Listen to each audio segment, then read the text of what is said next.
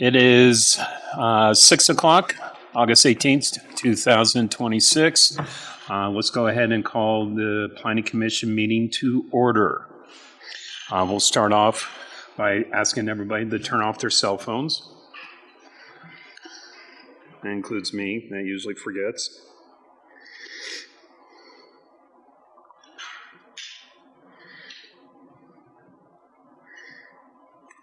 There we go. We'll start off with a prayer and the Pledge of Allegiance.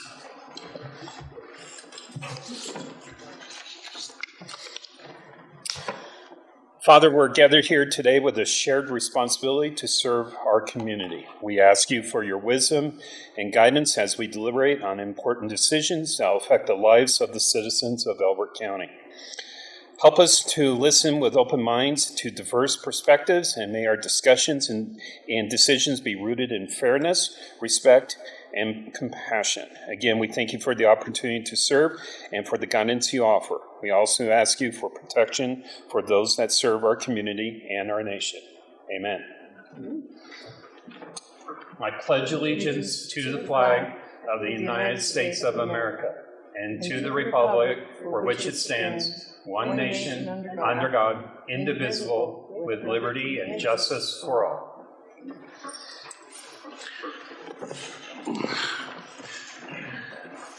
All right. Jennifer, staff report and any other, roll call. Thank you. Roll call, please. Roll call. Kevin Kirkwood. Present. Robert Politic. Here. Dee Dee Schott-Grace. Present. John Gresham. Here. Nicole Hunt. Here. Kyle DiNardo. Here. Dan McAllen. Dan McAllen. Absent. Ken Madsen. Here.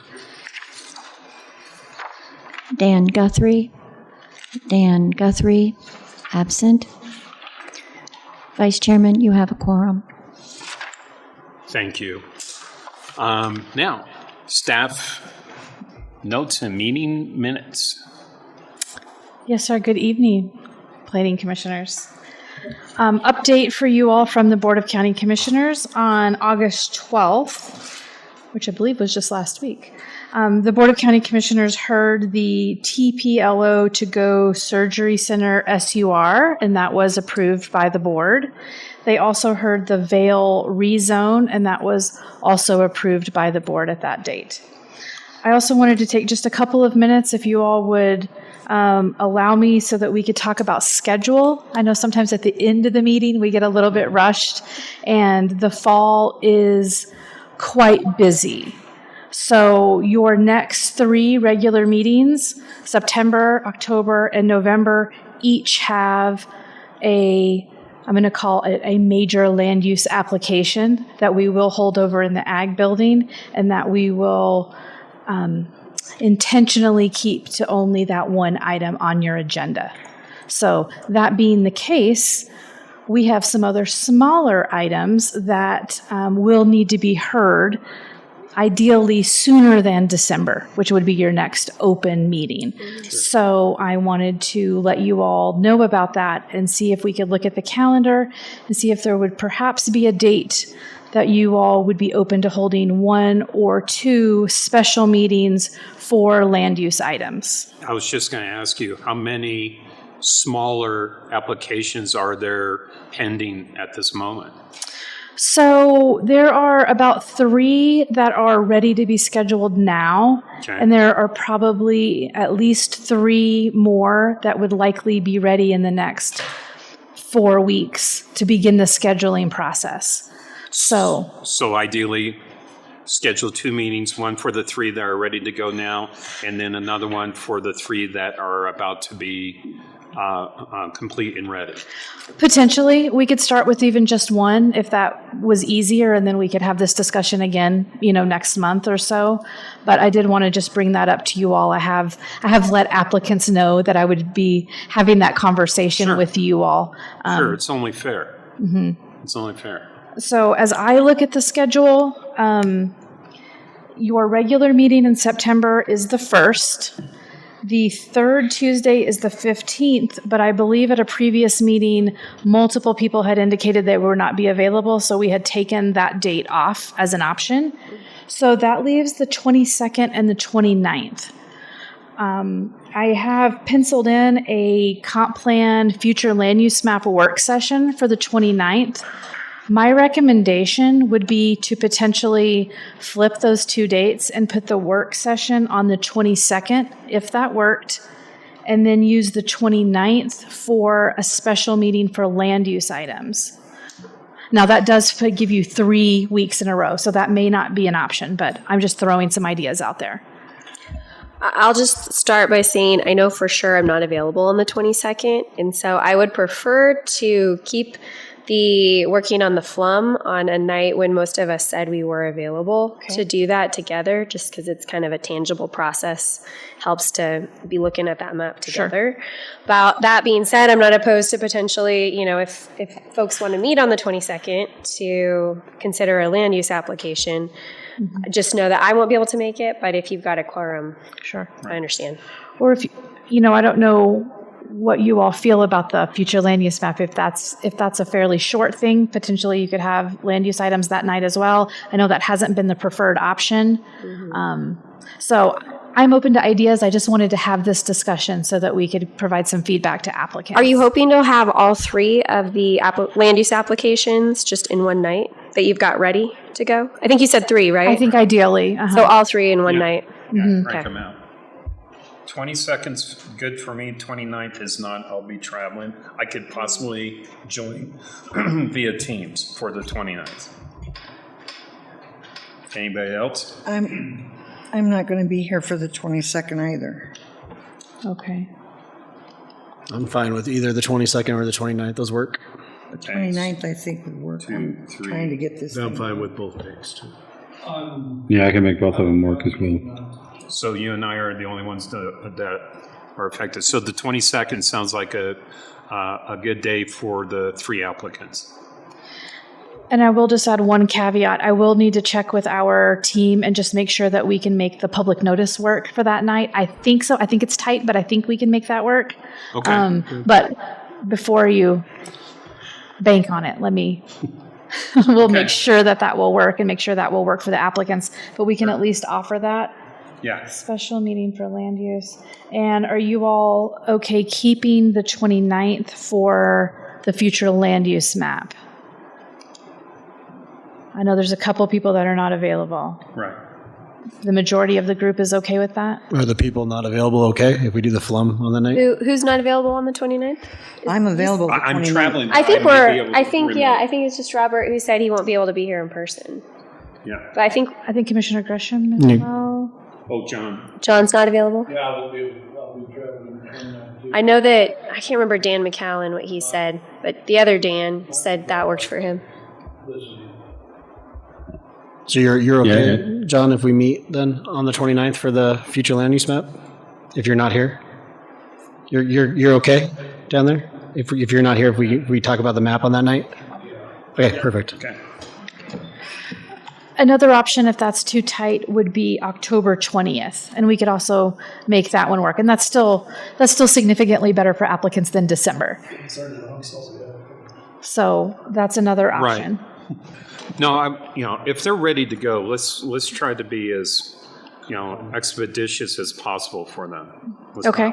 Let's not hold them way out there. Okay, so we can have our first round of land use items special meeting on the 22nd. Correct. We'll keep the 29th of September for a comp plan work session specifically focused on the map.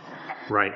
Are you all open to potentially another special meeting on October 20th if a few more items are ready to go? Yes. Sure. Okay. Perfect. Thumbs up. That helps a lot. Thank you all for that. Yeah. And then obviously we'll fit in comp plan as well when we know what we need for that. Mm-hmm. Oh, sure. Okay. Busy fall. Yes. Mm-hmm. Okay. All right. Very good. Thank you. I appreciate very much. your time. Thank you. Yeah. Not a problem. Now's the time for citizens' comments. And based upon the lack of citizens in the chambers here, I guess we'll go ahead and skip that. Has everybody, next item is the approval of the August 4th meeting minutes. Has everybody had a chance to review? Any questions, concerns, and or changes? If not, I'll entertain a motion to approve. I move that we approve the August 4th meeting minutes as drafted. Second, Second. all those in favor? Aye.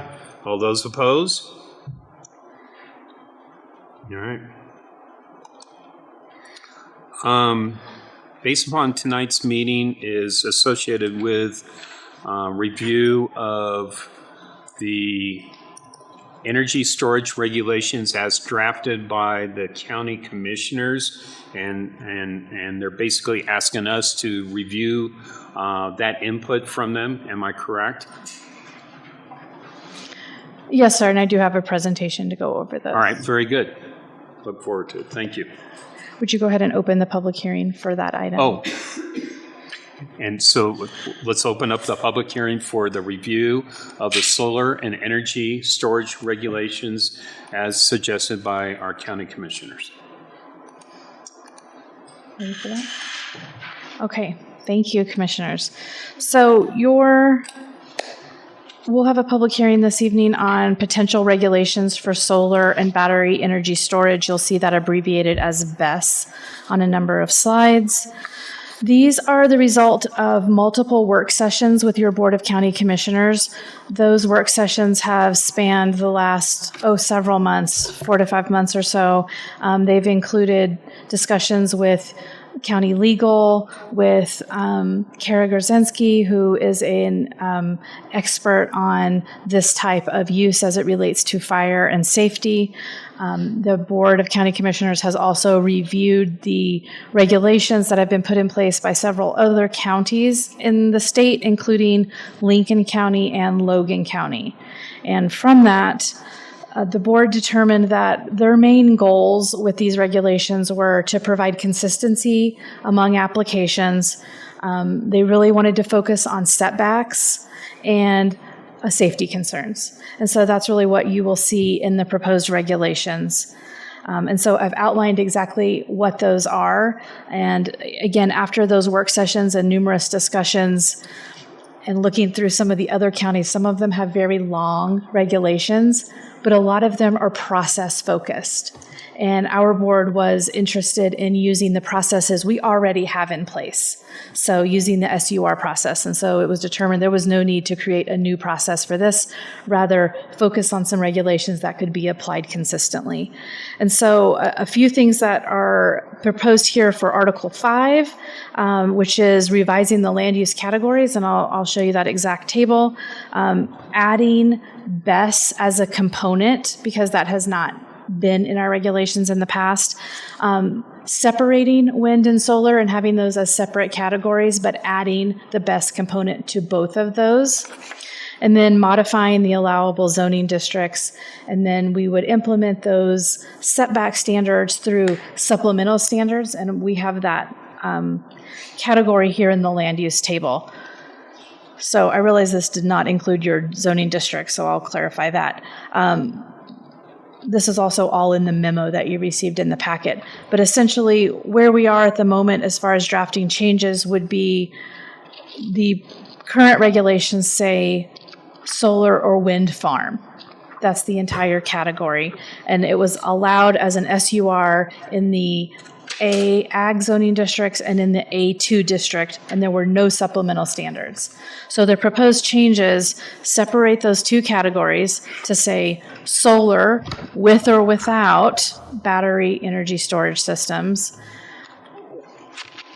continued to be allowed with an SUR in ag, no longer an option in the A2 zoning district. So I know this is hard to see, but that second S is struck out.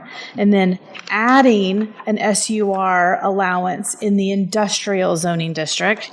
And finally, in your category or your column on the far right, adding that there are supplemental standards. And then by separating those out with wind, you would have a similar category, wind farm with or without battery storage, allowed with an SUR in the ag zoning district, and again, indicating the supplemental standards. So that is potential changes to the land use table. Getting into the supplemental standards, those are also in Article 5. They are letter E.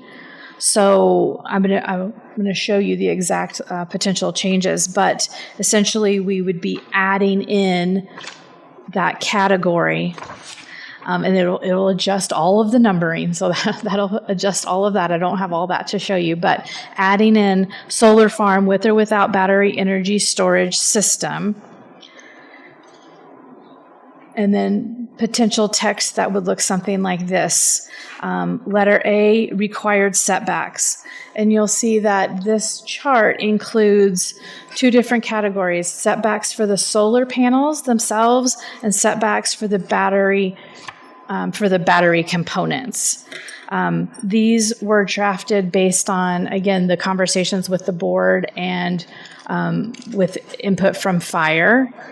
But they're certainly open to interpretation again. So this is kind of where we are at the moment, proposing 500 feet for the panels from residential structures and 1,000 feet from the batteries from residential structures. I also have non-residential structures outlined. And the reason for the three categories there is it seemed like calling out residential was something that was a clarity that was needed. And then the next two are occupied non-residential structures as opposed to non-occupied residential structures. So those would be a little bit different. So if it was an office or some type of retail facility or any non-residential structure that would have humans inside, the proposed setbacks would be the same as residential: 500 feet from the panels and 1,000 feet from the batteries. And then for a non-occupied structure, meaning a barn or a shed or something, just a building that people aren't going to be in on a regular basis, proposed setbacks would be 50 feet from the panels themselves, 350 feet from the batteries. And then finally, setbacks from roads, and I'm specifying on here roadways rather than parcel lines or boundary lines, because often these projects are large and include multiple parcels. And so it sounded like really the focus was from the actual roadways. And so we have proposed for the solar panels 500 feet from a public road, 350 feet from a private road, and then 1,000 feet for both for the batteries. So that's really kind of the heart of these regulations, but we have a few more letters. B, battery energy storage system units should be located internal to the site and should not be located on the perimeter of the site. C, the units themselves should be spaced at least 10 feet apart. And then D, this was something that was important to your Board of County Commissioners: a defensible space buffer of at least 50 feet in width shall be maintained around the outer boundary of the site to maintain a safety zone. The buffer may be located within the required setback. So it was important to the board that regardless of how big that the setback was, that there was at least 50, or I don't know that they said 50 feet, but there was at least a maintained width that is mowed and maintained for fire purposes. And so not just totally open and wild space, but a defensible buffer. So this would apply for solar. And then similarly for wind, and I will clarify that wind was not necessarily something that staff was tasked with other than the battery component. So you'll notice on here there are not new setbacks for wind. That's not anything that was discussed, but specifically for the battery, if we got a wind project that had a battery component, because as we understand it, that's extremely likely if we got another one of those projects. So this is essentially the same as the solar minus the solar panel setbacks. Again, 1,000 feet from an occupied structure, whether that's residential or non-residential, 350 feet from a non-occupied structure, and then 1,000 feet from a public or private road for the batteries. Finally, the last potential addition would be adding the appropriate definitions to the Appendix A. the three definitions that are currently proposed are the best about our energy storage systems, defensible space buffer, and solar farm. So I'm happy to go over or make any changes or notes or additional red lines with you all on any or all of that. But in a nutshell, those are the proposed regulations at this time. Yes, ma'am. I'm uncomfortable with a couple of places here. Non-residential structures not intended for human occupancy, such as a barn or a shed. The thinking is that because there's not a human in there, that it would be not as safety. But in those particular kinds of barns and sheds, certain things are usually stored that could potentially be flammable or something else. So I'm not sure that I'm comfortable with the 50 feet. I think it should be at least 100. I was going to ask John the same question, based upon his experience as a former fire chief. Yeah. Do you think that is the reduction of defensible space between a battery storage and a barn that may or may not contain flammable liquids and or animals that owners would be stressed out about and trying to protect is far enough? I think it is if it's a mowed and taken care of area. Okay. It's enough. It's a what? If it's mowed and short grass, not a lot of combustibles. Yeah, but how often is that a constant? It's got to, if that's the constant, I think it's far enough. If Okay. it's kept mowed. Well, Is there any teeth in the program and or regulations to ensure compliance with maintaining that space? Is there teeth at which the county can go back to that particular operator to make sure things are well maintained? So that's likely going to be a part of the vegetation plan as a part of the whole package. Okay. Right, that's usually included in that part as well. We have in letter D, right, how it should be maintained. You could certainly add that as well. Certainly, as far as spacing goes, the easiest way to ensure that is the review of plans before anything is built and constructed. yeah, and I think it's just to err on the side of cautiousness, just to make it 100 feet instead of 100 50. instead of 50? Yeah, that's my personal. Then I could get behind that. the other thing the C, where it says battery energy storage system units shall be spaced, you have them 10 feet apart, correct? Correct. Well, should there be a reason, and I'm just thinking of the times that when I've had instances, 10 feet is really not enough for equipment. I would think 12 feet would be a whole lot better. Okay. I just don't think 10 feet is far enough apart for the batteries. When you think of construction stuff that needs to get in there, if there is a fire, there's just so many things. Never in my doing things did I ever, 10 feet would just never have cut it. So that's just my own personal opinion. So that's Okay. those two things I'm not okay about. For whatever. Those are easy to change if Yeah. the group agrees to that. I think we're Yeah, just I- erring on I- cautiousness, I think. Is a lot. It's reasonable. I think it's very reasonable. Is there any other questions? Is it, what's the proposal then? Was it 20 feet? I would What's be the okay if it proposal? was just at least 12. Just so you had,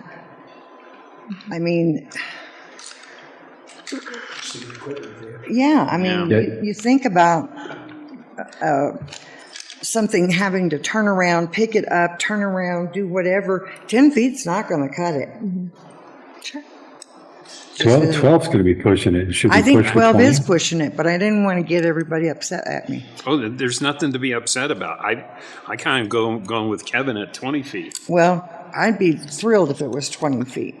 Well, we can make that suggestion and recommendation to the county commissioners, Yeah. okay? So I do have a question or just some thoughts for us to consider, and this has to do with the setbacks. And I know the way that it's set up on the table is either from a residential structure or non-residential structure or road. But I'm wondering if we ought to have something in there that is specifically clarifying, for example, neighboring property boundaries, because I could see how it's possible that by requiring setbacks for residential structures, if there's a 35-acre parcel next to wherever this property is, now the neighbors are limited as to where they can actually build their house because of these setback requirements. So I think we ought to consider including something like neighboring property boundaries or building envelopes. I'm not sure what the right one would be, but to me, the idea of a property boundary sounds right, because I do think if someone owns 35 acres of land, they shouldn't be limited on where they put their house just because it's next to a battery or a solar panel. Yeah, I think the question that you're asking is how do we define what a solar farm is? What constitutes the farm or the wind farm? Because the setbacks are pretty much the same. So do we have a definition for what a solar farm is? We have a proposed definition.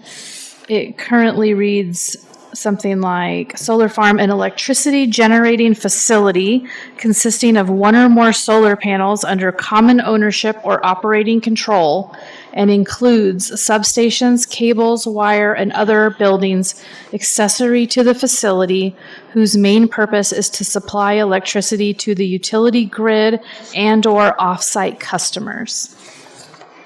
So let me play that back to you, right? So Robert and I live next door to each other on 10-acre property, and we've decided that we're going to share a group of solar panels, and we're going to share the distribution of that. We're going to share the feedback to the state, and we may offer it to our neighbors as well. But we're not talking, 500. We're talking 20 panels. Just making it up. Sure. Does that constitute a solar farm by this definition? And would we be restricted to that 500-foot setback? It could. I think we need to discuss the definition for sure. And there's a couple ways to handle it. You could change either the number of panels, or you could handle it through the amount of power generated,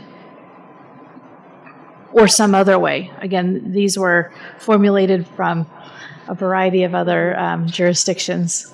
Well, and I think the point that Kevin's making is slightly different than what I was making. My point specifically has to do with whether or not neighboring property owners can build their house on any area of their property that if there's a setback, then they might not be able to unless there's a setback from their property line. So I think mine's different. And it's slightly different though, right? So I put Robert into the mix. Said we're neighbors.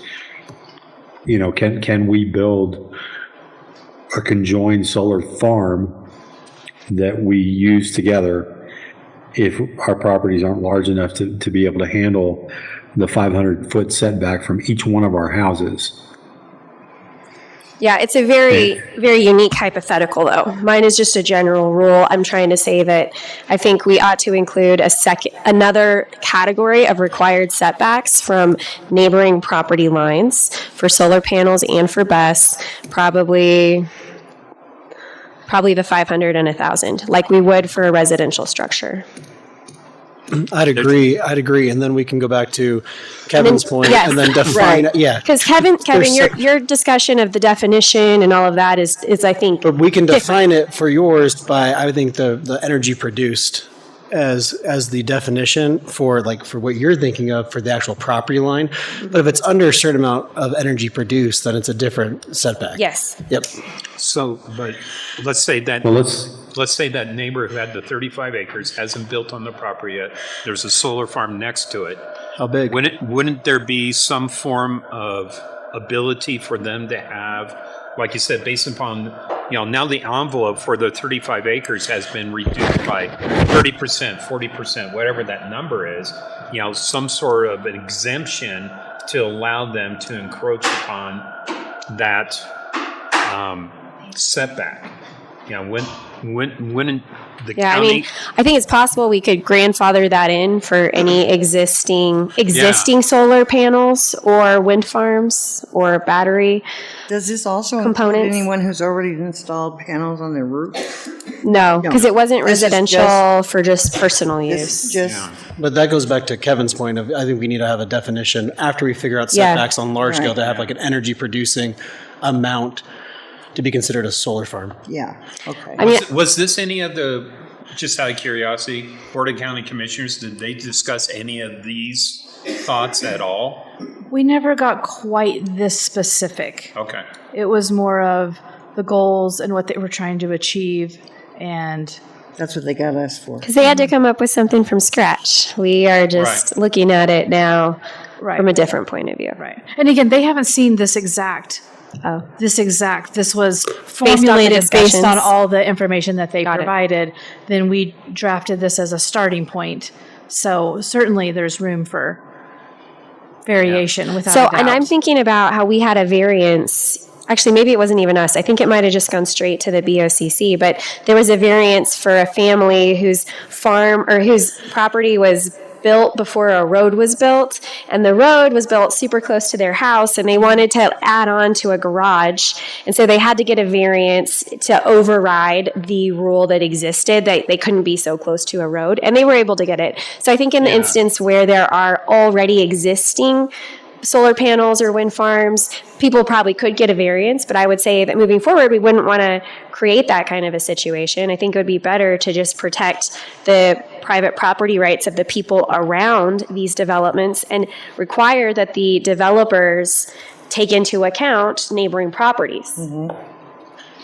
That'd be my preference. Yeah, I think you're right. So what's the average, just out of curiosity, what's the average house consume? It's like 12 kW? Yeah, about there. Not usually much more than that unless you're doing, farm property with, fairly extensive barn structures. Or growing something weird in your Well, basement. yeah, Kevin, to go off your example of 20 solar panels takes about 8 to 10 kW. Yeah. Right. You start getting up to solar farm definition when you're about 150 plus, which is closer to that 1 megawatt. Yes. The solar projects we're seeing are in megawatts, not. Whole Yeah, 10s, 20s megawatts. So So you could easily add that to your definition, and then it's very clear that that's completely separate from anything on a residential we scale. can go lower, but I think to your point for the setback requirement should be anything over 1 megawatt. Because to me, a solar farm, there's no money into it if you're not doing anything above that, right? Everything else is kind of for your own personal use. Right. Yeah, you'd have 100 solar panels. That's kind of excessive. But you're not building a solar farm for a corporation unless you're over that 1 megawatt, where I think you should have the 500 to 1,000 foot setback to your neighboring property. Yeah. Yeah. So we picked a bar lower than that though, and say it's like 150 kW. And we've got room to play in that space. Yeah. How many panels go on a house? I have no idea. That's why I'm asking. On a grid tie house, typically anywhere from 10 to 12. It is? Okay. Yeah, for a grid tie, but not for a self-sustaining battery. Yeah, if you're gonna put Teslas on there, you're gonna want it more than that. One of the guys that Right. put a Tesla in battery thing in his garage, I think he has 40 panels out there. I wouldn't doubt it. Well, that's what I'm saying is I want to make sure that we're not Encroaching on somebody that's just doing it for their own on a DIY homesteading or any type of own independence Right. on electricity. Yeah. So what's the bar, Kyle, as you're looking at this? Well, that's what I'm asking. I was just saying, I felt like 1 megawatt. I mean, I think it is a little bit high for that personal use, but I do feel like I don't really feel like a solar company is going to come in here with anything less than 1 megawatt to try to get an approval. No. You know The what I mean? smallest we've seen 75. Exactly. So megawatt. I'm thinking anything over 1 megawatt that needs to then require the 500 or 1,000. 75 of what? 75. She's saying 75 megawatts is the lowest that we've seen come in here as a solar farm project. And I'm bringing it all the way down to 1 megawatt or higher. Needs to then follow that property boundary setback. Good with that. And I will say for the 350 feet and the 1,000 feet, in particular for the BESS, that is from fire specifically. I believe that is some of their regulations, and so we were simply trying to mirror those, meaning I don't think there would be, never say never, but I don't understand there to be an option for, oh, that's already there, but we want to build it, only 500 feet. I don't think fire would allow it, regardless of what our regulations say. So let's go back and look at the definition again real quick. So we could, So instead of 1 or more solar panels generating 1 megawatt or more of power. Do we want to change the term to commercial solar farm? I'm open to that. To have a distinction between something done by a resident or does that help when it comes to clarity in legal terms? I don't know. my only question would be if it was a utility Yeah, is that commercial? installing that, whether that's commercial, because it's probably Or is it not. industrial? Oh, yeah. Yeah. So that's why I thought just the specific amount of energy. Sure. Yeah. Do you know what I mean? Yep. Because it might make it think like we aren't regulating anything except commercial solar farms. Yeah. So then a Right. utility company. Oh, So then everybody else is like, oh, free. This is an industrial solar farm. Yeah. Yeah. Oh, This doesn't apply. Okay. We could pretty easily just take out of 1 or more solar panels and just change it to solar panels which generate 1 or more megawatts of electricity, and then leave the rest of the definition. Yeah. I think that might, I think that's at least as a first draft, I think that might, Yeah. or a second draft at this point. And then we got to go back to Nicole's point of how far of that distance Yeah. for that neighboring property line. Which, I mean, I think if we're applying the 500 to the 1,000 feet for residential, and that's kind of what we're talking about here, is the likelihood that someone might want to build their house somewhere in a vicinity that's within that 500 or 1,000 foot envelope, that makes the most sense to me to protect that space. Based on everybody that was in the last solar farm discussion, that anywhere within a 2-mile radius was sitting there going, I'm losing property value. Yeah. Hypothetically, of course. Yeah. Another question, I'm going to throw this at John.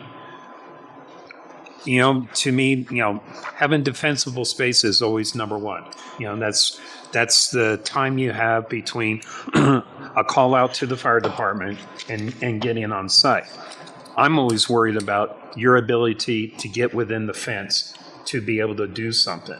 Shouldn't there be stipulations on the capabilities for the fire personnel and the apparatus to have immediate access to the site without having to call a knock center or whatever the case may be? I'm going to the other end of, all right, operationally, how do we address this so you have a fire department has the best capabilities to suppress or control the fire? They usually have a Knox box. They usually have a lockbox. Is it? The fire department usually requires on something that big, a Knox box. Okay. So they have a key. Okay. I think they had to do that on another project before. Okay. So, All right. I didn't know if there is, that actual stipulation, or when it goes out for review, does your recommendation always come back and say there has to be available lockbox for the fire department? Yeah, the fire department usually, usually Okay. requires that on anything commercial. Okay, all right, then I won't worry about it. I did ask some questions of Kara specifically about fire and was able to narrow it down that they have pretty extensive fire code, as I understand it, related to these. Yeah. From our land use perspective, her number one was setbacks, and then the board mirrored that. So Okay. that's sort of how we got here. So now we can certainly play with those and see exactly what the numbers are, what the categories are, but it sounds like that's in line with what you all are thinking as well. Okay. Yep. So we changed the definition Yes. of solar farm. And then I don't think we specifically addressed Nicole's comment concern about, near residential setbacks. Or have we? Is it already Building off. covered? I mean, I think we should consider calling it like the neighboring property boundaries, because it's possible you have a 40-acre square zoned for ag, but you rezone to do, residential, maybe 10 acres, and you want to be able to build. So I would be a little concerned about only limiting it to a residentially zoned property, because again, that limits the rights of other people to use their land. So how would we correct the definitions in the statements? I would recommend adding another required setback line A property boundary line. that says, the property boundary, maybe not the parcel, because I understand they might have several parcels that create one Right. big. It could be the project Project. site, Okay, so whatever that boundary something is. like that. So the outer boundary. Yes, the outer boundary, that there would be a setback of 500 and 1,000. How difficult is that to add, Jennifer? Doesn't sound like it's very difficult. Oh, no, I can make any changes you all want. My question would be, are you proposing that in lieu of all of the others? No. Or, because I don't, In addition, In addition to, so create another line. I think it probably negates some of the others. Right, if the outer boundary requirement is 500 feet, then there's no need for some of the other. Yeah, if the definition is the property line or the project perimeter, then everything has to be maintained or addressed inside of that perimeter. And then that gives the neighboring, Yeah, I agree, because that if you're going to have somebody 700 acres and they have a shed on there within that building envelope, I don't think they need to follow a 350-foot setback on that person's property within that building envelope. They need to do it around the entire project. they have to do. Is it possible that you would have a project that would have land like between or beside or within that's not, I don't know. Is there a situation in which that boundary wouldn't impact land and it would be important island land? I don't know. Within a project? Have you ever seen that in any of the solar farms? There's certainly not always a perfect square, right? And so Yeah. there are some like really unusual shapes. We can simply add it if that makes you all more comfortable. I'm just trying to think through, right? I know. if- I'm trying to think of what if, the exceptions like the might be. private road, I'm not sure if that negates that and- requirement. And try not to Go make back it to too the- difficult to, Let's be the devil's advocate here, though. Is that actually taking away? Because let's say somebody has a 40-acre parcel and their residential structure is 200 feet away from their property line. So now instead of it having to be 1,000 feet away from their property line, it only has to be, 700 feet? So that kind of changes if we just get rid of the rest of these. So that person's losing that 300-foot buffer just because now we're changing the definition from, before that solar farm panel had to be 1,000 foot from that person's residential structure. Well, now technically it only has to be 500 foot from their property line. right. So are we lessening it? For the farm developer? Is that what you're saying? I'm just saying, if somebody wants to build a solar farm and their neighbor has 40 acres, but their home only sits 200 feet from their property line. And that solar farm is now going on their neighboring property. Well, now you're saying only has to be 500 feet away from that property line, plus the 200 feet of existing is 700 feet. But before, the way that this is written now is a residential structure, that solar panel has to be 1,000 feet away, not just 700 feet. And I mean, it's possible we potentially keep this, add in something about a property line and say like whichever is greater or whatever we would want to do to protect the distance. Or, so right now, on the solar panels, it's only 500 feet. On the battery storage, it's 1,000. Your most likely fire event is going to be the battery storage. Yeah. And so that to me is the more critical item versus the solar farm. So if you were to take in the first chart, it's 500,000, and you just augment those to the scope of the project's property line or Circumference? yeah. How would you write it? Huh? How would you Yeah. write that? I don't know. As I was spitting it out, I was thinking, I like Nicole's idea of the property boundary. I think it's needed. I just don't want to have it to where we're now shortening it up a little bit because we're getting rid of the rest of these. Right. Right. So if we keep those and then just add another category, and if there's any conflict over, well, is it 500 or is it 1,000 or is it 750? Okay, You so could just say, what about this then? Because whichever's I'm thinking if you're taking 500-foot buffer around a whole building envelope, you're taking away a lot of acres, especially when you have these. So what if we kept all these, but we lessened the property boundary, let's say 250 feet? Because then you're still protected for all of these too, but now there's just a blanket 250-foot building envelope around their entire solar farm.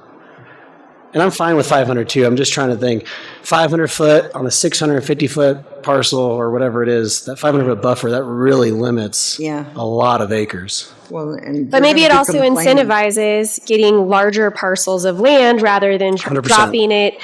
dropping in 2,000 solar panels on 40 acres. Yeah, right.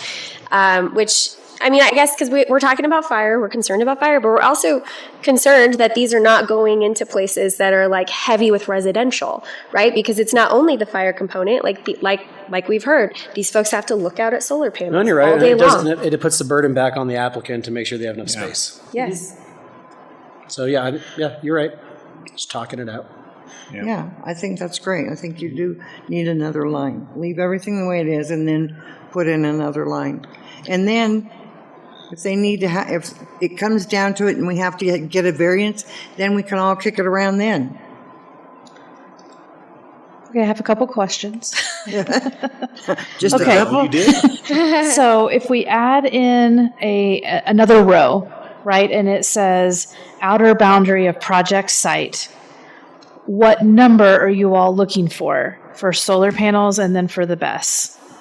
I think it's the same, right? 500 and 1,000. Yeah. 500 and 1,000.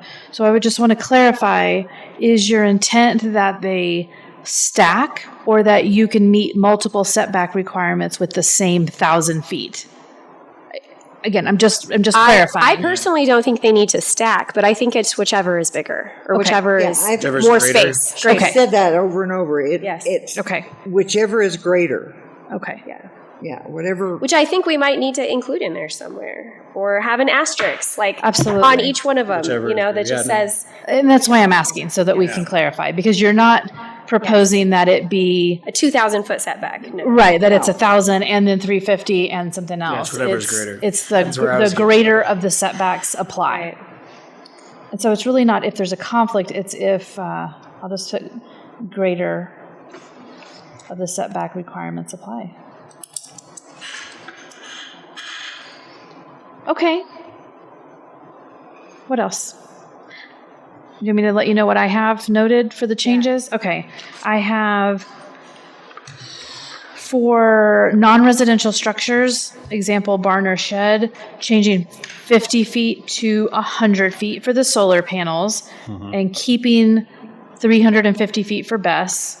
I have changing the spacing between BESS units from 10 feet to 20 feet. I have clarifying the definition, taking out one or more solar panels and changing it to, I guess I could still say one or more, but solar panels that produce one or more megawatts of power. And then lastly, adding to the setback table an additional line, and we'll figure out where it makes the most sense to add it.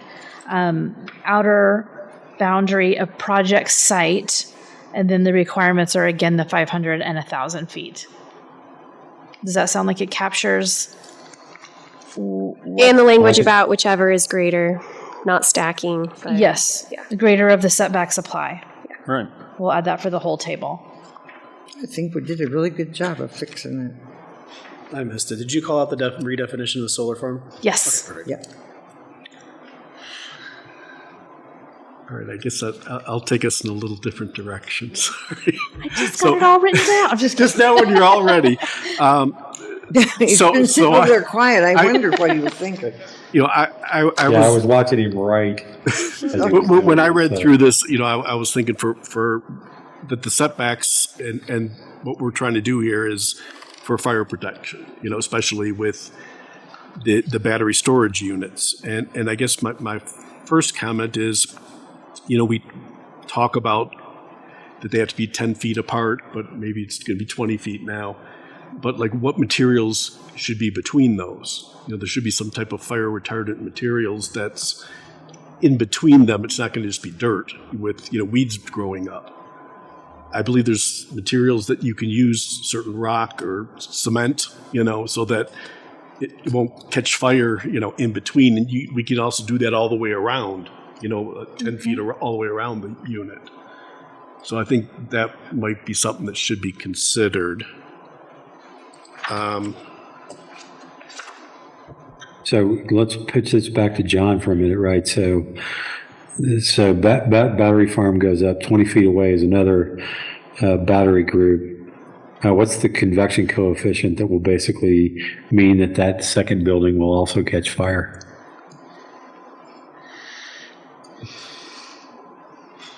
That's pretty good. Depends on how hot it is. It's a lot of, Well, battery fires are pretty hot. Yeah, it's general. hot, and I know this 10 feet came from the fire code, so I think somebody smarter than me has figured that out. On the idea of the combustibles between the units, usually these are like substations where they have to be rock. They can't have any growth in them, right. especially around the battery. So that's why that's what I was thinking. So shouldn't we specify that just to make sure? Well, somebody I doesn't think do that's in something? another regulation where they can't have, Right. it has to be a non-combustible area that they're all in. Absolutely. A managed zone of cleared or thin vegetation, combustible materials established around the site or structure. See, I didn't really like that. Okay. Well, and that's the outer boundary, but it's that's the not in outer. between the Right, yeah. the BESS. Right. Is that something that's addressed in our zoning regulations elsewhere? No. not really. It may be addressed in the fire code. I can't speak to that with certainty. And in other applications that we've Yep. approved, is that something that we usually are just kind of Yep. deciding on the one-off? I'm thinking back. Some of them that we've seen they do indicate the best area on its own. It's Cement often block or fenced something? separately, and they're often on cement pads Yeah. or concrete pads, I guess is more Well, appropriate. and typically they're self-contained. So, Correct. when it comes to addressing if one battery storage will catch another one on fire, no, because they're completely self-contained to self-extinguish themselves if they do catch on fire. Frankly, I'm And not so worried that about they- the batteries as much not as I if they're am lithium. the panels. Not if they're lithium, it won't. Yes, that is Yeah. part. That is part. That is of part the, of it. That's part of the specification. When we did the last solar thing, that was one of the questions we asked. Was based upon the battery type and the encasement. The encasement was to hold and contain the fire of the lithium battery for a specified period of time. Before it would. What's the word I'm looking for? Seatbelt. collapse on itself, so to speak. And so, hopefully by then there's, fire protection already on site, dealing with it. And they're also self-contained with either FM200 or something similar, associated with, best case for, dealing with a lithium fire, which is, containment is the number one thing. That's what happened in California. They didn't contain the lithium battery storage. They just put it in a simple warehouse. They didn't put it into any kind of structure that can withstand the heat and the fire. So like the one we did, I can't even remember the name of it, out on Kiowa Bennett. There's a 600-acre plot out there that is littered with solar panels. Right, but the battery storage itself, was self-contained with its own fire suppression. Yes, it was. It isn't. But having appropriate, aggregate on the ground in between them, absolutely. But that's got to be part of fire code. Yeah, it is. Not part of. And it's in the regulations on building those. What's that, John? It's in the regulations of building. It's in the regulations. Battery sites. Can The we solar confirm site isn't Jennifer? that big a deal, but, I mean, they can have grass in their solar site as long as they keep it mowed. Jennifer, can we confirm that, just to make sure? And feed it back to this crew? Whether that's already a requirement in the fire code? Your microphone's turned off. Confirm if that's already a requirement in the fire code? Yep. Sure. If you all want, we could have kind of an either or, right? We could have a letter E if it's not, if you all want to write that out. And then if it is, we could simply take that out. Something about, the battery energy storage system area is not allowed to have any vegetation and should only, whatever words you all want. So the fire code that Colorado follows, which International Fire Code, does not call out a specific material for the space between the BESSes. It doesn't call it that. No, it just says it has to be. It calls out that the material used to build it has to be non-combustible. If they put up a fire barrier or partition, they can minimize that 10-foot gap. But for outdoor installations, the larger 10-foot setback to building exposures can be reduced using a freestanding 1-hour fire barrier, but there's nothing for the act specifically calls out for the space between. So if you wanted to call out something for the space between. I think you should. I think you call it should, out. yeah. I think we should put it in there as an E and state it the way we want it so it gets done, because we're not going to be able to come back to this all the time. Sure. Yeah, but I mean, it's easy to call that out, right? It could be just called out the space, but the 10-foot space between needs to be built out with non-combustible material. And let them pick what they want to do. Leave it at that, and they can select. You do So the rock. space between. Is it the space between the units, or is it the entire BESS area? Because it typically has its If it's own. self-contained, I mean, what do you think, Ken? You brought it up. See, I was thinking in between and a perimeter around as well. So if they're self-contained, then it should be the entire area that the BESS is in should be non-combustible. Yeah, correct. And that could be as easy as just throwing, Slab of gravel. concrete? Yeah, or gravel, even rock. Yeah, there's certain rock that is good. So how do you all want to say that? Do you want to say what it can't be or what it must be? See, I think it just needs to state it needs to be a non-combustible material within the self-containment area or something along those lines. I'm fine with that. Yeah. Must be, then. Non-combustible. And what's the perimeter? Is it the same 20 feet? Yeah, because we are doing 20 feet. Yeah, I would say 20. I think 20 feet. Yeah. Consistent, yeah. That'd be good. It's 20 foot in between now. Too. Yeah. And that's not much more expensive. I mean, No. That's ridiculous. and I'd rather have rock there than them never coming out to mow. Yeah, exactly. That's what I was worried. Yeah, because that last time we had, we're going to be out here mowing, blah, blah, blah, blah, blah. And I'm like, yeah, right. That's what we all say. We hear that all the time. Actually, we do that at home too, right? I told my wife I was going to mow the last 3 weeks. Yeah. See there? I've got 3 I teenage moved sons, today. so they are constantly mowing the lawn. You can send them to my house if they need to pick up change. Can't force chores yet. They're too young.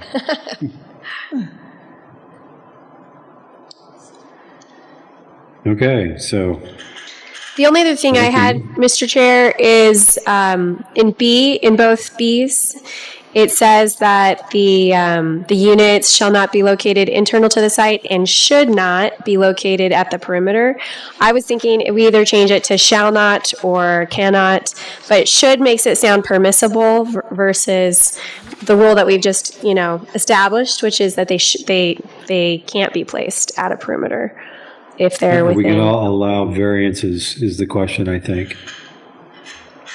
And should we consider variances? Where are you speaking? I think a variance in and of itself is a request to do something that's not allowed in the regs.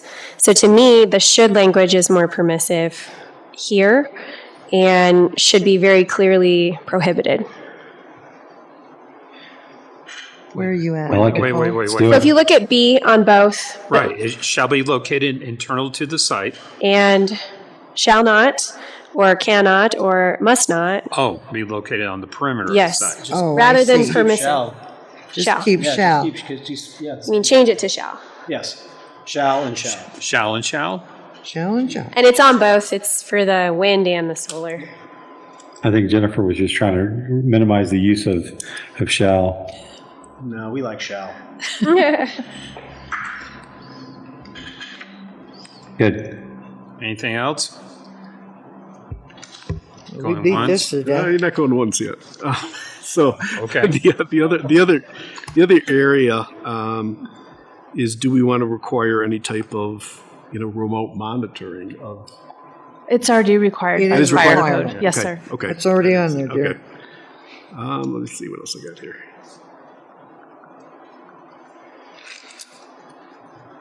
Anything else there, Mr. Madsen? You can just tell me if we have this in the regulations. It's not really 100% online with this, but do we have any requirements on cleanup and disposal of a unit that has a problem? We have decommissioning as far as the whole site. I don't know if that's what you're referring to, or if you're referring to an I thought individual. if an individual unit, Unit. like it catches on fire and it's useless or has We problems. do that not needs have to be anything removed. that's site specific, no. That we don't, That okay. individual level, no. Okay. All right. That's for another day then. All right, thank you. So you're suggesting maybe that they should include a mitigation strategy for any damages or any damaged BESS or panel structures? Yes, because, obviously if it's a lithium battery that's, burning there's going to be all sorts of contaminants that, Well, Roll out of it, don't so- restrict it to Do burning. we require a security bond? Yes, we do. We do, right? Yeah, okay. Wouldn't that cover that? Hypothetically? Potentially, I'm not your Hypothetically, county yes. attorney, but Yeah, but doesn't that security bond, when I read it, I think it was more specifically towards if they left and the county had to do something with it. If they're still engaged in the project, then there isn't anything that states that they have to remove a pedestal or whatever out. Because that's what I was saying when we had the last one that we were all talking about. And they said, well, obviously we would probably, and that's what he said, obviously we would probably, replace it. Yeah, Allegedly. hypothetically replace it. yeah. So that's why, in my thinking, if you're going to have to replace any of this stuff, that's why I'm telling you that you need that 20 feet, right? But, and yeah, there needs to be something that states, like Ken says, that if something has gone afoul with one of them, it needs to be removed and replaced with X amount of time frame, not just whenever they feel like it. Wouldn't that fall under their SUR though? a requirement, and then that would fall into our code compliance issue, wouldn't It it? potentially falls into our junk and rubbish ordinance as well Right. at that point, right? If it's Oh, I hadn't just thought a about that. piece of Ken, is your concern metal. is your concern environmental, or is your Yes. concern okay? It's the environmental side of it to make sure that they dispose of it properly. They remove Instead of remove burying it. it on site. Yeah, they could do anything Exactly. with it. I mean, couldn't that apply to any site? I think though, that'd as be well? covered under the EPA because they're very strict on Yeah. getting batteries out of substations and oil and everything. You don't think they could just Very take it to the strict on dump? that. No. They Yeah. won't do The that. dump would turn them around. But yeah, that bond that we have for decommissioning stuff is not while they're still active in the project. That's only if they leave the project and Right. the county gets stuck with it. Right. That's different than, Yeah. Different deal. use case. Right. So something to be researched about ongoing operations and the proper disposal of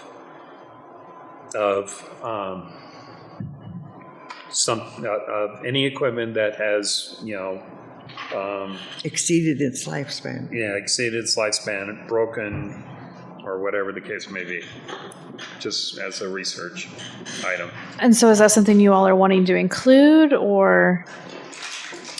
My only question, Research how do you and monitor that on include a it missing. 600, 700, 800 acre property?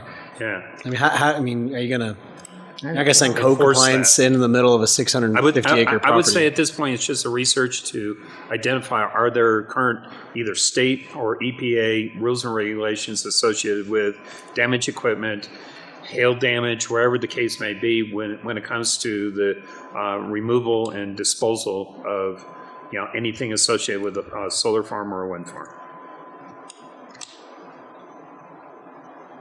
Just as a El curiosity. caballo es muerte. What, Kevin? I said, El caballo es muerte. We've killed the horse. Yeah. Yeah. No, we got to beat it longer. Yeah.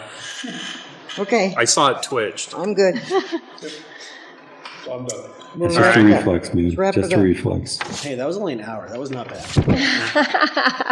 That was quick. Okay. Well, so my question to this group would be, what do you all want to do now? Do you want to vote on this with the changes that you've outlined and then send it to the board, or are you wanting to see it again? I think we should vote on it. No, I think we vote on it with the Yeah. recommended changes. Yeah. Okay. I agree. All right. And so the recommended changes, though, do not include this disposal element. That's a side. that's a That's a side quest. We might okay. do that elsewhere. Okay. I just wanted to be sure. And just to clarify, for any upcoming projects that are wind or solar, this isn't necessarily going to impact them because they've already submitted their applications, they're in the process. So all of these are going to apply to folks who've not started the process with the county yet. That's my understanding. once it's approved. Okay. Okay. All right. I don't long like as- that idea. I'll entertain a motion. I'll recommend, we recommend approval of the solar and battery energy storage systems regulations with the recommended revisions that the planning commission had made. Second. I'll second. Do we need a roll call vote? Yes, please. Okay. Roll call vote, please. Miss Wendy? Roll call vote. Kevin Kirkwood, Aye. Robert Politik, Aye. Dee Dee Shaw. Aye. Aye. I'm going to backtrack to Dee Dee Shaw Grace. I lost my microphone. Dee Dee Shaw Grace, Aye. John Gresham, Aye. Nicole Hunt, Aye. Kyle DiNardo, Aye. Ken Madsen. Aye. You have 7 ayes, 0 nays. Thank you. Fantastic. Oh, I feel so much better about that. All right. I would ask if we could have a 5 to 10 minute break to reset up for your work session. Very good. Okay. We'll put it on pause. Everybody back by 7:20.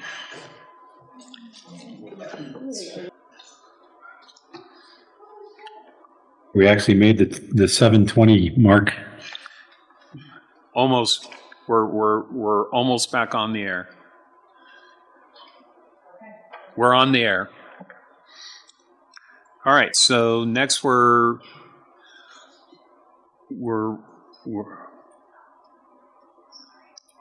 good. So next we're working on what section? Oh, chapter 11. All right.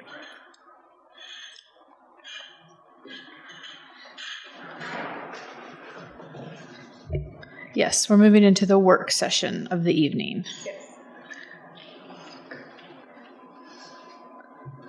So, I just need the screen.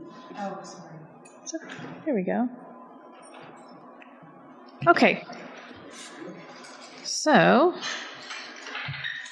Chapter 11, Community Resources. As we've done the past several times, we have the consultant version in black. We have the red version that was proposed by your chairman, and then we can discuss, debate, change, keep in real time, make any changes you'd like. Okay. And then I'll try to keep this going with us as well so you can see if there's graphics or anything like that. Right.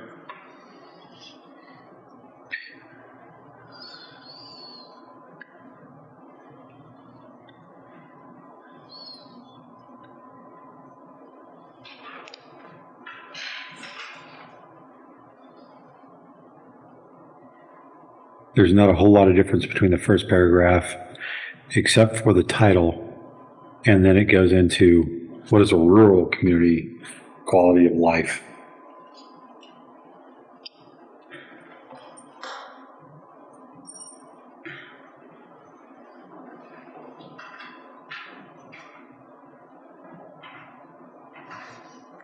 Everybody ready for Jennifer to scroll? Yep.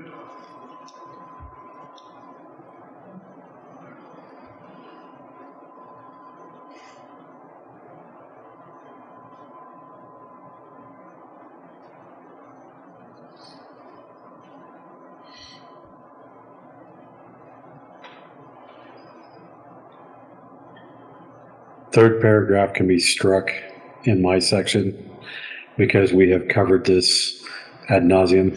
Yeah. Yeah. Delete this paragraph? Yes. Delete it. Everyone agrees? I think, and the last paragraph. This. What do you guys think? Yeah. Okay, please just remember to use your mics. Delete Yep. these last two sentences? Okay. Yes, please.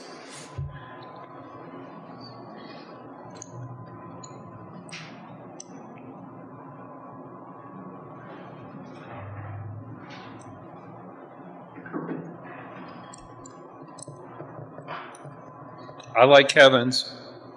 I vote for Kevin.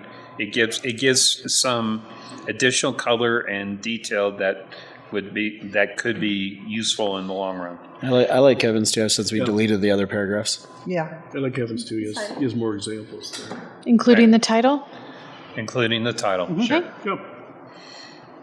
All right. Whoops, sorry, went too far.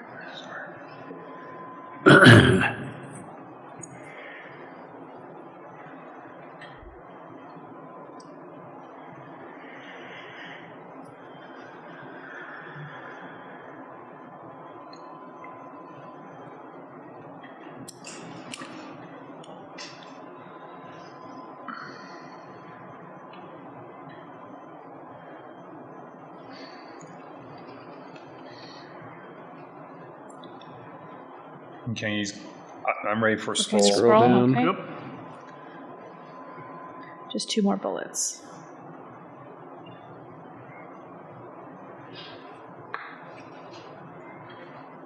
You can go to scroll down. Don't we also have over at the fairgrounds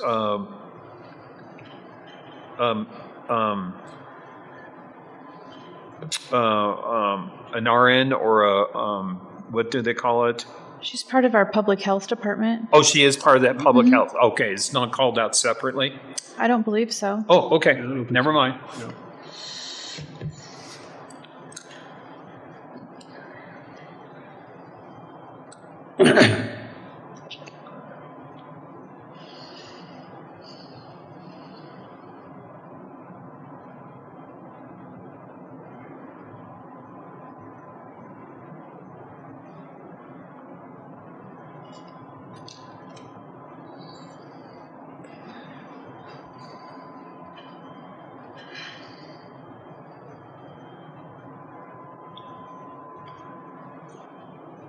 You guys ready to scroll down? Okay.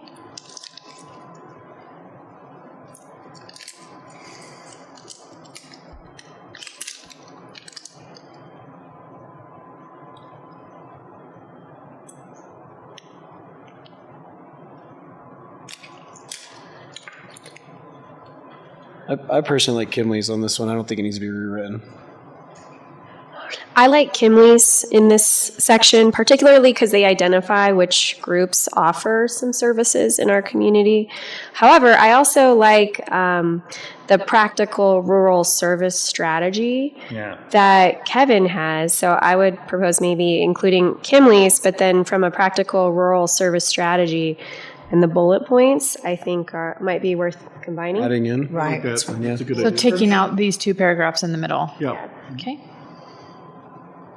So we would have More bullet points for Robert.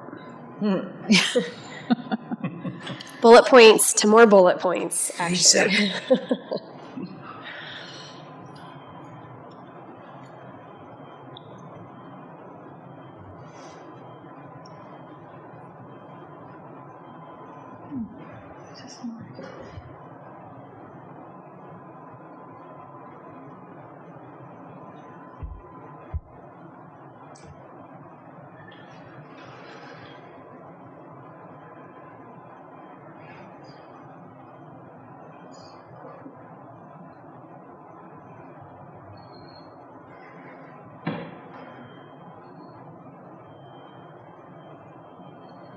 Uh-oh, Roy.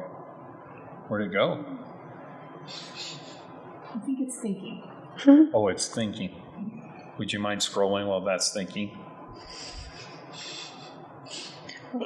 Sorry. Oops. Okay.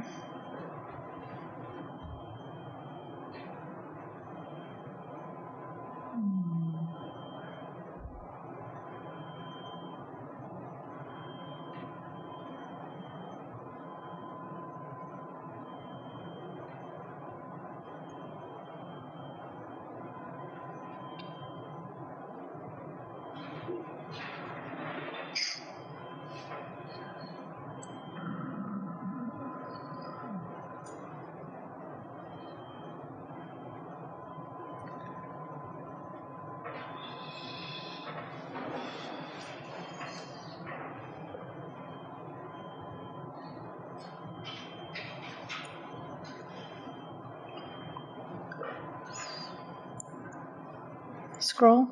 Yep. Please. Nope.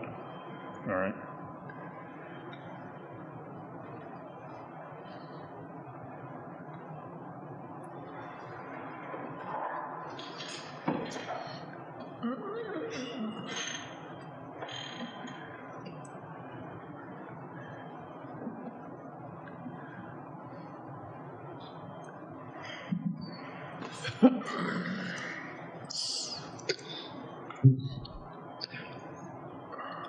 So you could strike the last portion of that up through to the comma. Yep, one more. You make no. Period after review. There we go. Thank you. Okay, that's what I thought. You can always tell when I'm. I could tell. I got to that part and I was like, Kevin's getting a little sassy. Yeah. Just a little. I liked yours, but I was going to recommend that we take off the last part of that sentence because it felt a little snarky.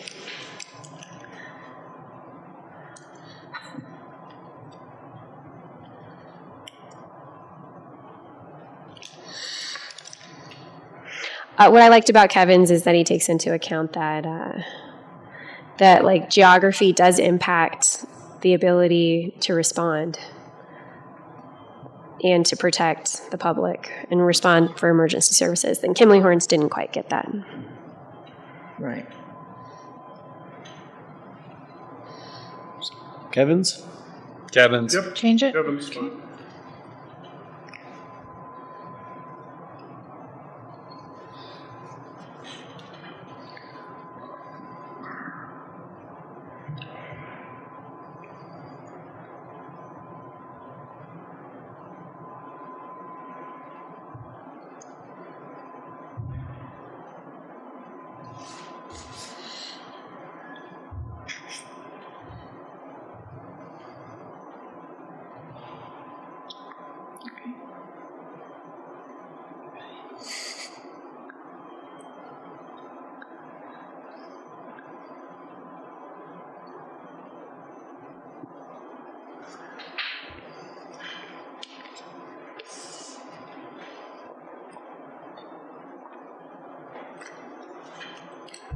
On that spot backup that you just passed on the fire, go back up just a little. Up here? Where it mentioned the fire departments. There's only 3 mentioned, and there's 7 in the county.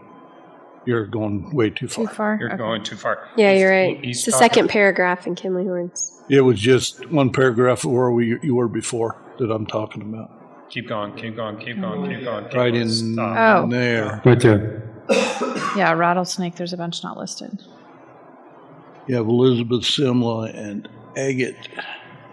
Well, and they Down. only mentioned 2 other police departments, but are there more than that? Just More than Elizabeth and Simla, because they were talking about the police, and then they talk about the I fire. was talking about. Yeah, The fact there's 7 of them instead of 3 in the county. yeah. Well, that needs to be corrected for sure. Let's read Kevin's. Okay, this.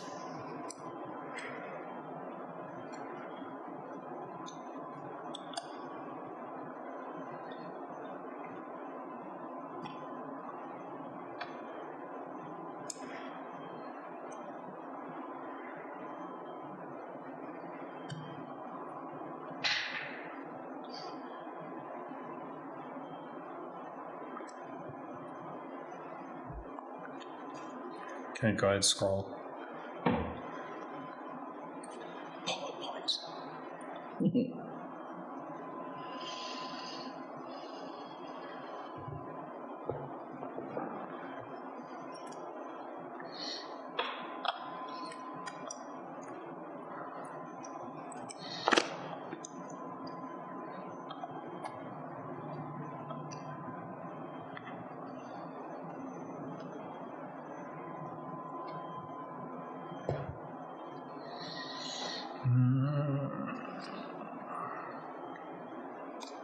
So my preference is Kimley Horns here. I like that they note other emergency service organizations in our county, although if it's not a complete list of, other law enforcement agencies in our county or fire protection services in our county, I think it would be beneficial to include those because they all work together. I agree with Nicole. I think we need That's to. why I made mine generic, because I knew there were missing pieces here. I don't think their pieces are substantial. I think that if we just include the additional fire districts or agencies, are they missing any other law enforcement? I know of Elizabeth and I know Simla. it's Simla, Elizabeth, and then I think it's the sheriff's department. That's it. Is there? I don't know. Matheson doesn't have one. Elbert and Kiowa. Kiowa's the only other municipality. Yeah, okay, and Kiowa doesn't have one. Kiowa? Kiowa does not have a. No, it does not. No. So I would say let's just see if we're missing anything. But I think I like seeing what the structure is of all of the agencies potentially working together to put out emergency situations. I agree. I do have one question, and I apologize. I try not to get involved, but I don't know if this is correct. Emergency medical services are dispatched through Elbert County Communications. No, it's Douglas County. Isn't that wrong? It's the same knew as the Amber. fire Douglas department. County. Yeah. Thank you for pointing that out. Yeah, I didn't know that. Yeah, I just saw that as you asked it. Douglas County's Wait a been minute. doing it Sure you for did. 15 years. What's that? Douglas County's been doing it for 15 years. Yeah, ever since they put in the tower. Yeah. Or just Well, that was because of it. because of it, yeah. Okay, so we're keeping Kimley Horns with the addition of fixing the sentence to list all of the fire districts and changing Elbert to Douglas County. And then we're getting rid of these paragraphs?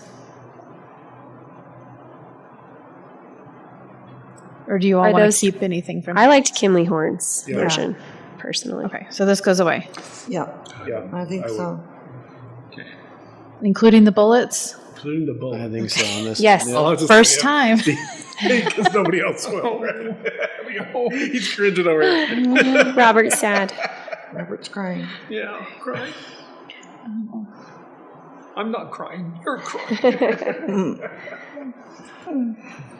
All right. Okay.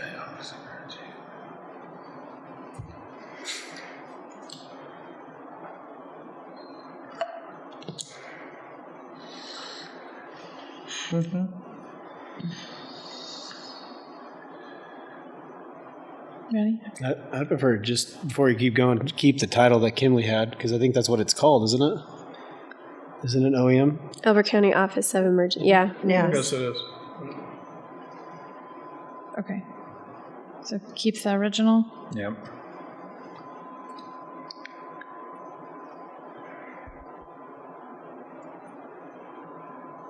Read through that part. What is ready.gov? First time I've ever Never heard of it. Kevin? Same thing. Oh. Does anybody know what ready.gov is? Interesting. I've Okay. never heard of it. And I wrote Keensburg's entire plan. Well, it's a government website. Yeah. It's a government website to make sure you're ready. It's the feds. It is? The feds. It has everything from severe weather, flooding, wildfires, hurricanes, power outages, They must have changed the name on it. It was not ever Ready Gov. and then even directs you to the FEMA mobile app. Huh. Interesting. Okay. It's kind of cool. I didn't know about that. Yeah, I've never seen it before.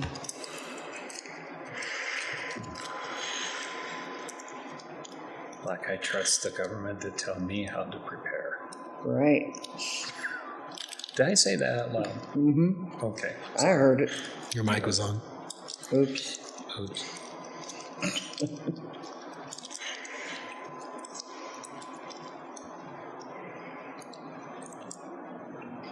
Tons of communication.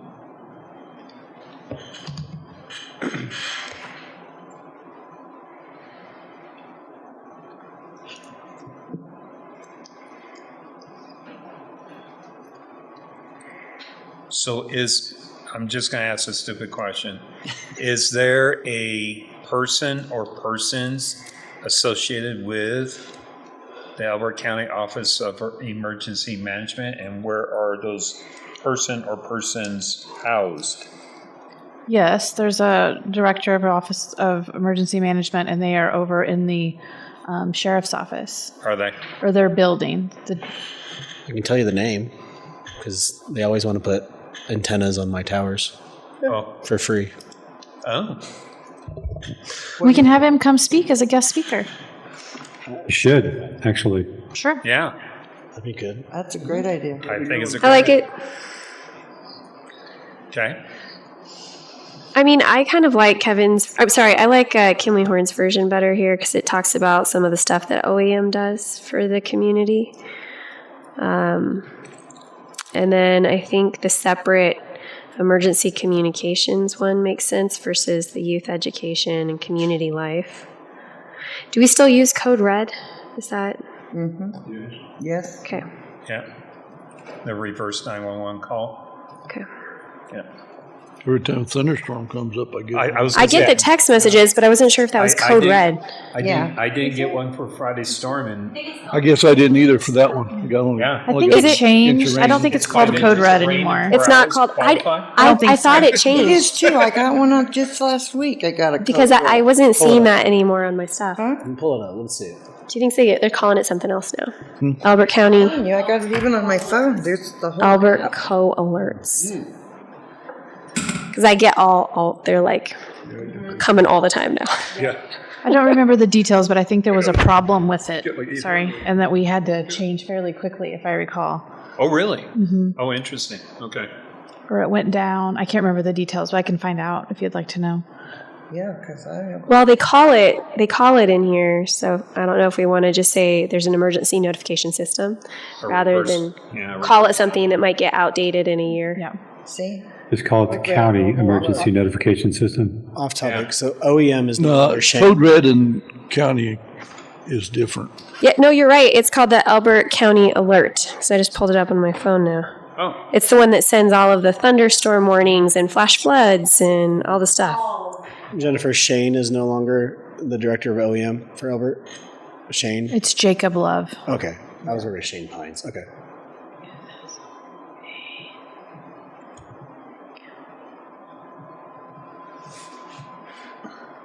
You want something generic like this? Elbert County uses a countywide emergency notification system. right. That's not specific. Yeah. Yeah. At least make it a little bit more evergreen. Yeah, you take out the code red. Yep.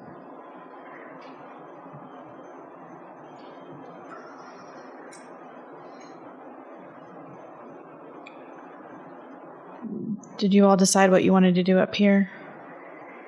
Well, I just gave my preference. I think I like Kimley Horns better, but feel free to discuss among yourselves. I like Kinley's. We do have a quote on here from Joe Pepper. I don't know if you guys can see it. I thought we were only using quotes from Ken Matson. That's right, I know. Yeah. So can you revise this, So, please? so I got to think of something else profound. You want to pull it up right here? The quote that for Joe Pepper on this is, "A place that younger families want to move to because of our morals, safety, and communities." For some reason, that one page won't load. I can do the page before and the page after, so I'm not sure what's wrong with it. Okay. You know? so I don't know what to say Thank about you, that. Ken. is that quote a little bit lame? I just don't think it's very emergency related. No. No, so Are we deleting these paragraphs? Yes. Yes. Yes. yes. Okay. So we're keeping this, keeping this. Do you want this quote to be relocated to a different chapter or just delete entirely? Delete. Delete, everybody? Yeah. Yes. Yes. Pepper. Okay. Concur. And I think the education, youth, and community life is kind of a repeat of what Kimley Horn already said above. It is. Yeah, so that Okay. should go. All of It this? just has Yeah. a little extra in the planning department down there.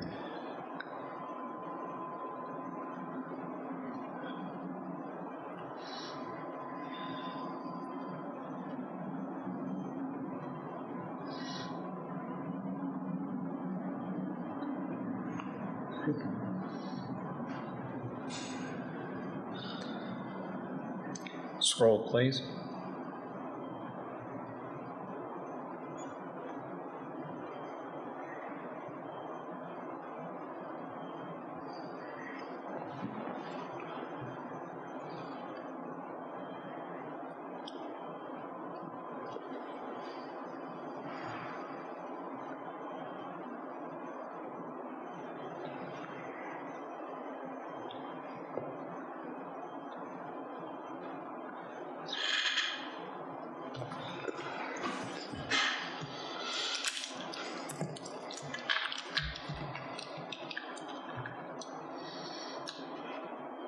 Questions, comments?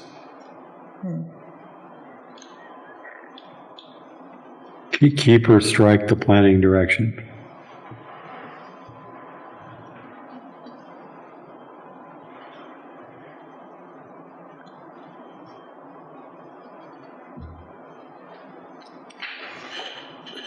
I feel like we've hit these before. Yeah. I like the playing directions that Kevin came up with in the other pair or chapters, but I just feel like we've hit all of these ones previously. Yeah.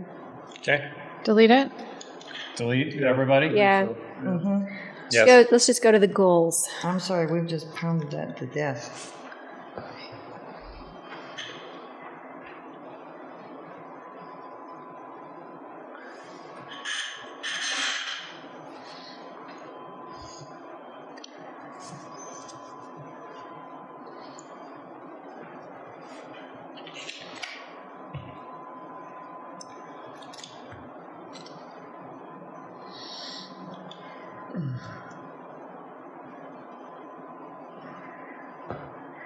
I don't mind the paragraph underneath the goals and strategies. Yeah. Okay. I think it's fine to keep. Oops, too far. I do like Kevin's 11.1. Yep. Yep. Okay. Take this out.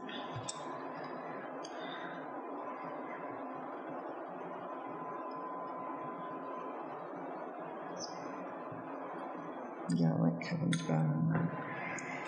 You like Kevin's 1.1? Yeah. Mhm. Yep. I like how it's the 11.1.1.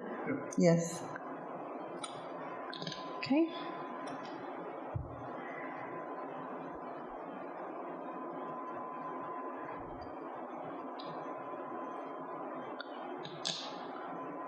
I like Kevin's too. Kevin's Kevin on 1.2. 1.2. Yeah.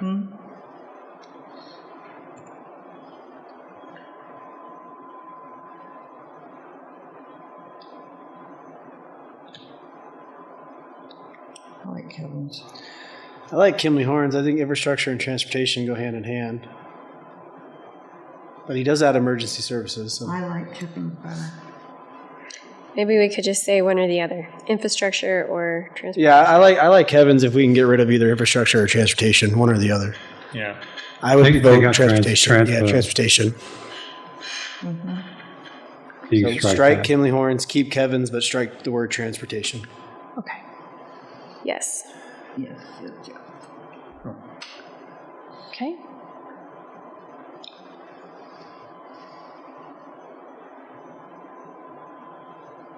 I like Kevin's. Kevin's. Must have started this on a fresh day. Easy now. Easy. Yeah, that was Dee Dee talking.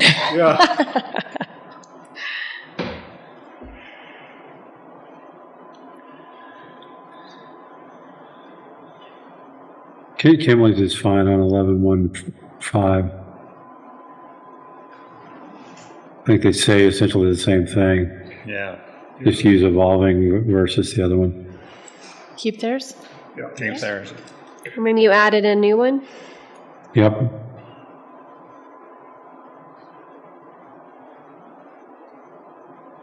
I'm fine with that adding. Yeah. Keep Yeah, it. it's fine. Okay. Okay.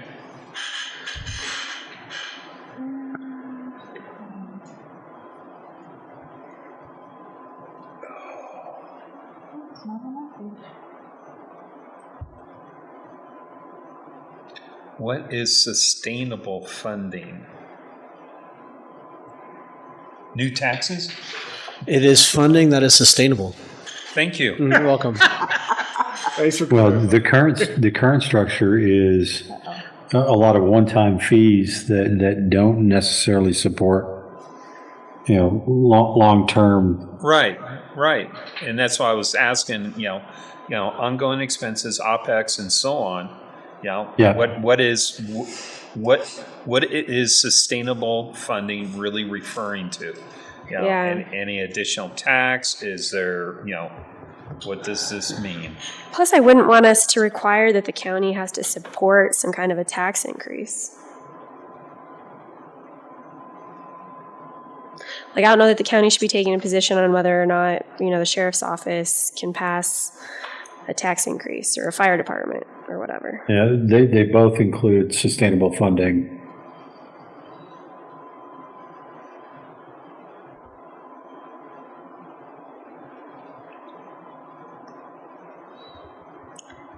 Encourage is a little less committed. Yeah, for sure.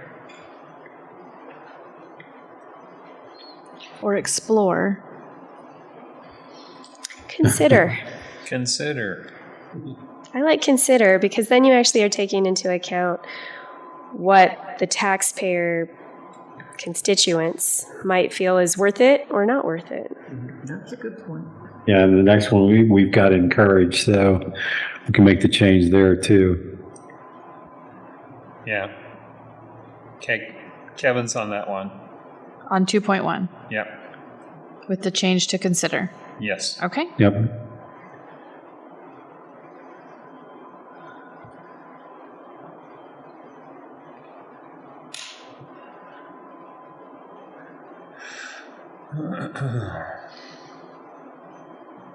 The only difference between 2.2 and, or for Kimley and mine is joint training. I think you need to have the ability to train across the boundaries. Yeah, I think that's super important. Yep. I like that. Correct. Okay.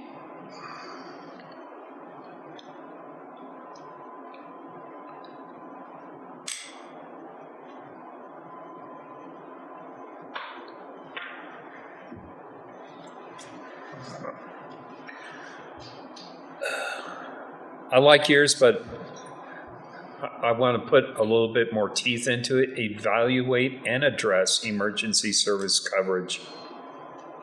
Cool, do it. Yeah.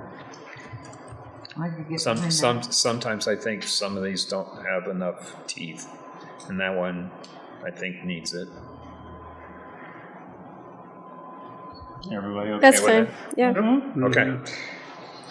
Yeah, because Franktown Fire Department just did that training and everything for, Yeah, for multiple. yeah, for the Yep. others, and that was Great. super. I like Kevin's on both of the next two. Yep. Yeah. Take Yep. that out. And they're fine. Kevin's on both. Okay. Okay. We've totally lost our TV at this point. Yeah, it's okay. That's So okay. sorry. It's okay. That's fine. That's fine. I can't get Oh, it I to don't know. reopen. I don't know if I can go on. I know. Next track.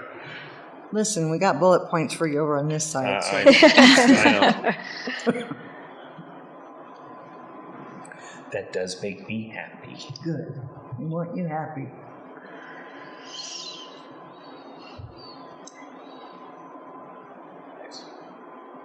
The only difference between Kimley's and mine is the resident alert enrollment. Not just education, but Yeah, Yeah. I like that. No, Kevin's. that's a good one. That's a good point. Yep. Yeah.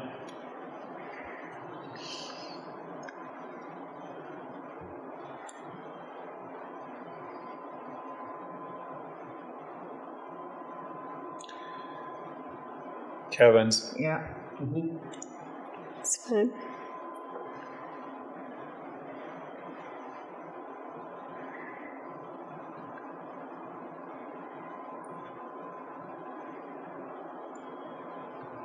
we got the duplication again with transportation and infrastructure. I like Kevin's if we just remove transportation. Yeah, that's good. Okay.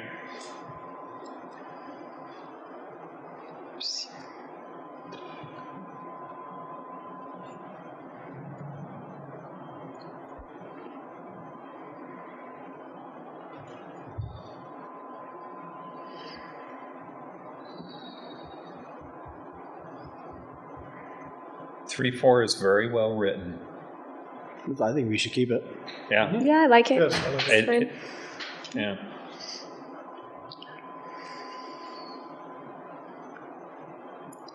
I like Kevin's title.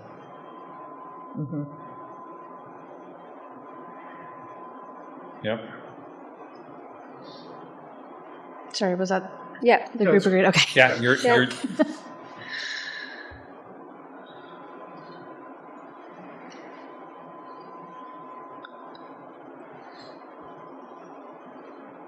You can, go ahead, say it, Kyle.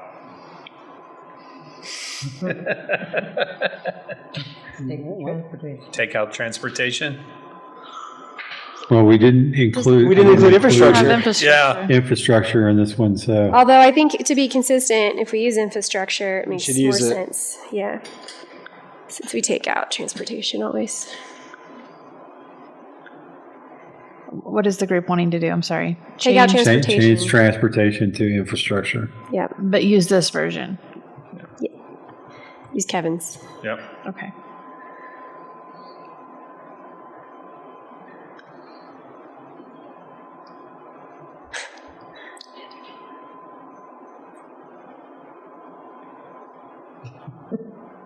Well, no, so you're going to catch me because transportation planning is different than infrastructure. That's true. I think this is a cut and paste if you look.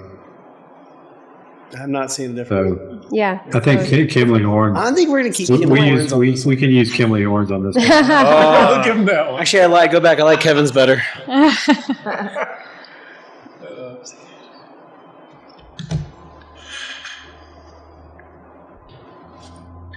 I changed community organizations to agricultural organizations. And nonprofits. Yeah, Yep. I like that better. Yeah, yours is good, Kevin. Okay, Kevin's on that one.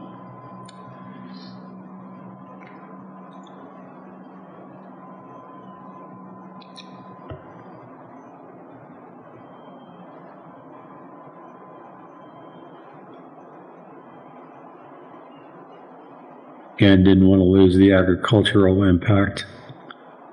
Mm-hmm.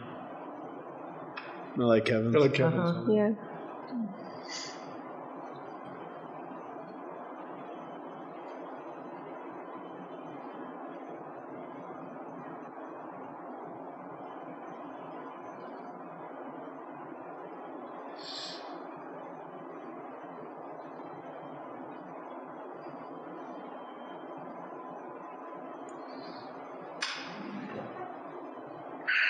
I'm good with Kevin's on 4 or 5. Yep. Yes. Okay. That's all of that chapter. It is. Congratulations. Wow. Nicely done. Let's take just a second. Let me save the changes. Yeah. Yes, please save them, Yeah, Jennifer. And what time is it? 8 o'clock. It is before 8 o'clock, Chair. Yep, it's 2 minutes ahead. Woohoo! Okay. Good work session. Are we gonna discuss what was sent out a week or two ago, the additional comprehensive plan? Yeah, I got a little bit of feedback from you, Kyle. I got some Whiskey Tango Foxtrots from several other people. I read 1 through 3 again. I think we open ourselves up to change. And Kyle, your point relating to whether or not we want another individual with an outside influence to be able to come in and potentially make changes to the voice and flow that we've already hammered through makes a lot of sense. And so I would say we're not going to continue with 1 through 3. I did want to open up the conversation around 10 or X, depending on who you're talking to. X was a really floral description of, a guy walking through his pasture and talking about land planning and what has already been planned and whether we're going to ruin his way of life. Hey, And I Kevin, think we've covered just- this in great what are you detail. talking about? I'm really confused. Yeah, I didn't see anything. Yeah, there's another 10 or another chapter that Dan was co-authoring with Kathy Oh. on whether or not we wanted to include additional conversation around how much has already been planned in the county and whether we actually need additional stuff. And I really don't want to open the door to that. I think we've said it enough times throughout the document already. And what I saw was a very pretty, rosy response to what that might look like, but I don't think it fits with what we're trying to do or what we're trying to accomplish. Okay. Somewhere, Did anybody else read chapters 1 through 3? I didn't see that I had gotten them. I have not. That's okay, guys. I just went above and beyond. It's fine. I didn't read all 3 of them. No, but my concern is that none of it was like redlined from an existing, document that we put together. So it's hard to know what that we changed? thought really should be in there was cut.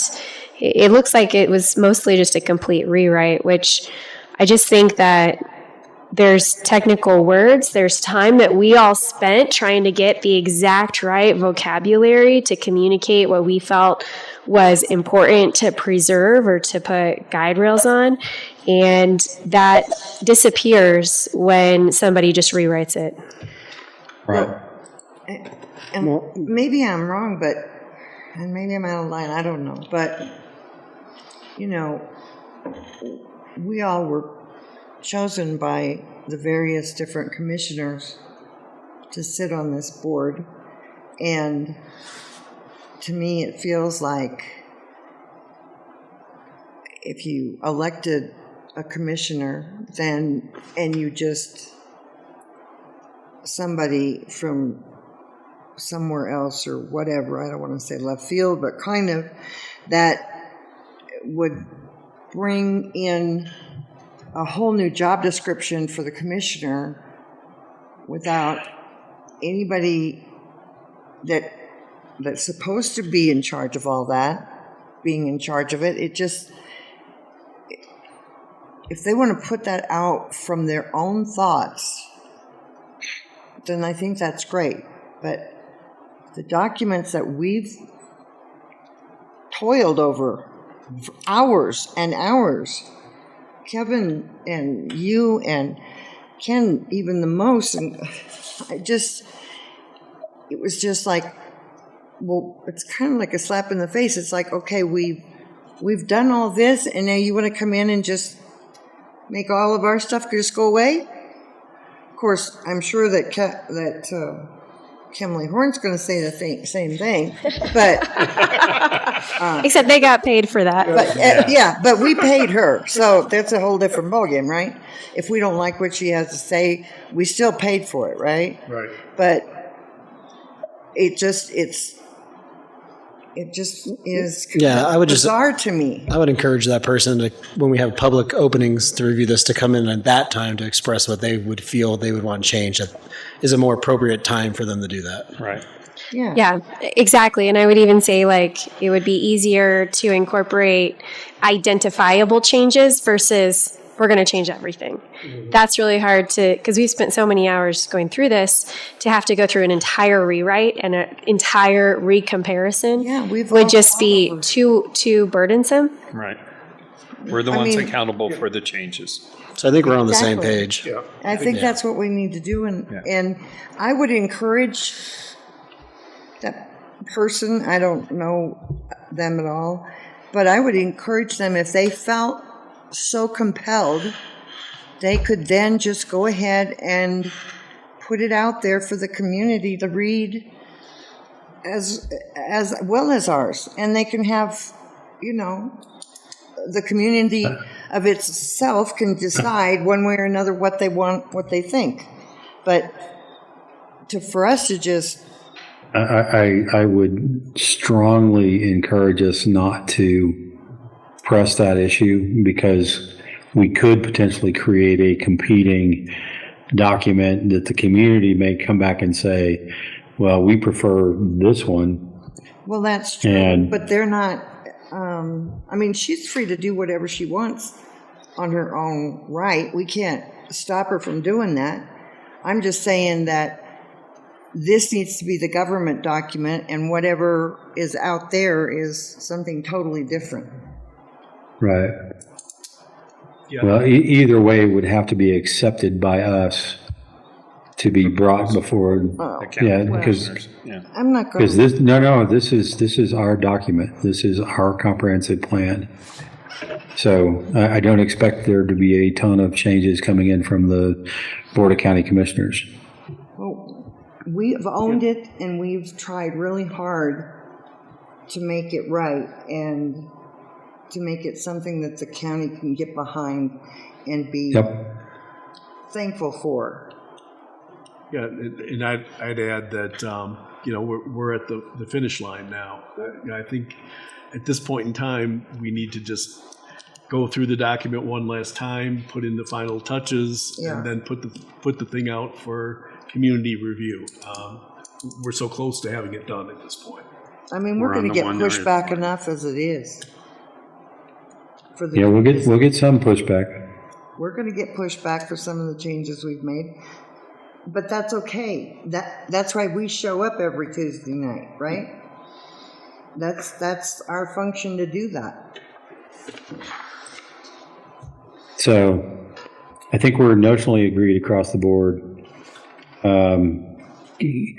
Part of the community feedback might be where Kathy can put her comments in.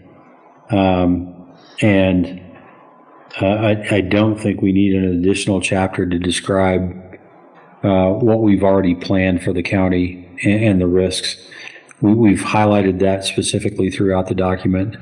So I also, I talked to Jennifer in the last meeting, and she said, well, you had a bunch of red lines in the appendix. Well, it's an appendix, right? So it is a reflection of the work that we've already done. So chapters 1 through 11 actually will be reflected in the appendix. So I'm very good with county staff finishing that piece of the puzzle up and making it work based on the work that we've already done.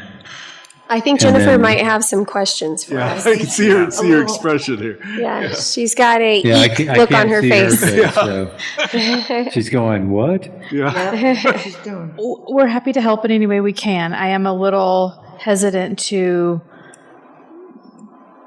just fully take on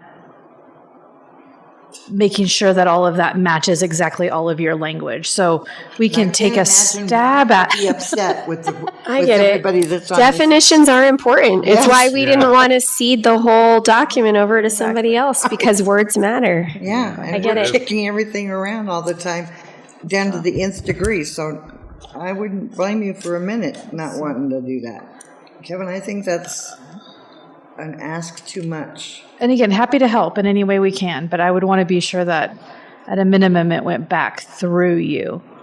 So Well, because Kevin, I'm just looking now at your glossary, and you're including a few words here that aren't even in Kimley Horn's version. And because we've included some Kimley Horn, some of mine, I think the merge needs to occur for that appendix. But I don't think we ever used the word affordable housing. I don't think we liked that word, so we used something different. And the first word in your glossary is affordable housing. Yeah, he's attainable. Yeah, we we went for changed that. Attainable. Yeah. So some of the stuff doesn't reflect our current changes. So do we want to go through that one as well? I don't know. That's what you were kind of getting toward. And then All that I think being affordable said, housing's fine in that chapter. Conservation easement, leave it in. It's fine. All good Observation. then. That's a big. So do we want to bring that one up and start hammering yeah, we through probably it? should. We probably Hate should. to say it. Yeah. We probably should go through it. So do you Okay. all want to go through it now, or do you want to go through Yes. it at the work session with your map? Let's get it done. Now. Let's get it Yeah. done. Amber, will you change the screen back? Let's get her done. Get his face off of there. Let's see. There we go. Something struck me though just a few minutes ago. I don't know. Did it hurt? Yeah, it did. Actually, Anywhere did we even put out there that, the sheriff has the dog? What? No, The canine unit? the canine unit. I don't think so. I think that I needs don't to be put in recall there. that we did. It's too late. Is it? Missed it. We're on chapter 12. I'll put it in the appendix and then you'll have to fight it for it. Well, just, you know what? Let's do a Dee Dee quote Yeah. that just Oh, states, yeah, yeah. we are very appreciative of the canine unit of the Elbert County Sheriff's Department. Wait till the peppers come on down on your head. You know what? I think we should ask Joe Pepper if he wants to make a comment on the canine unit. We can put that in there. Okay, go right ahead. This conversation's going to the dogs. Yeah. Sure is. Let the dogs out. I'm not letting us backtrack. No, I'm just kidding. I think it's a good idea.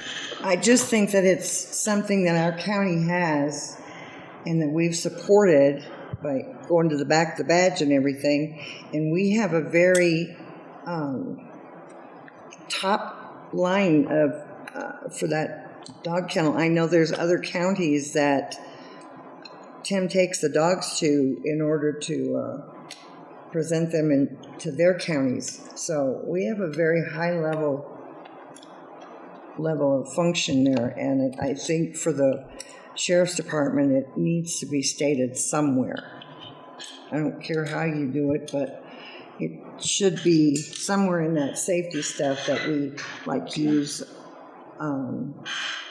animal dogs for safety for our added safety for our sheriff employees or something in there, because I just really think it's something that not every county has, and ours is top of the line. So I think if we're going to do this kind of a document, we should Call it out. call it out. Okay. Well, I know Elizabeth Police Department, they also have canine. Yep. Yes, I do. Yeah, We have two. yeah, and only because Tim started it over here. And I think it's awesome, and it's great that they do. Can we have that just as a note to have Kimley Horn add? Or do you want to come up with the language? I don't have to come up with the language per se. I think even, Jennifer, you could go to where we're talking about safety, security or something and put something in there about it when we're talking about the sheriffs. I just think it needs to be mentioned. Okay. Maybe a photo. That'd be great. Ooh, A photo as well. Oh, that'd be Yes. nice. Where the quote was missing, Oh, we see, could I just got put a goose pimples. doggy picture. I mean, and the reason I'm so adamant about this is because I just had an experience where I was shown in real life, how the canines, you know about it, you think about it, whatever, and you kind of know it's there and it's like up on the shelf or whatever, but if you're in a real life scenario and that dog really does something miraculous, saves lives, it sticks with you a lot. And so that's where I'm coming from right now. I like it. Let's include it. Picture. Yep. Noted. Just some sort of credit to. Okay. Good idea. Thank you. All right. Glossary? Glossary. Strike affordable housing. Do you want to have this just change purpose it of the to- glossary?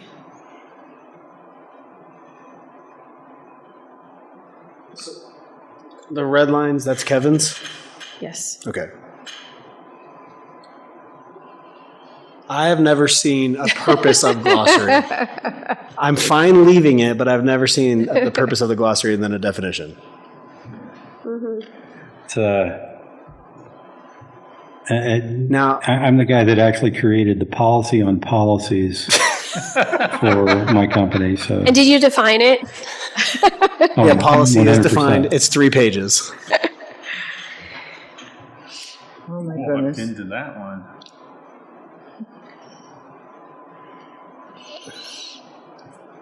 You can tell I get a little snarky with that. Definition should not quietly reintroduce growth assumptions that the policy chapters reject. Leaving in his glossary.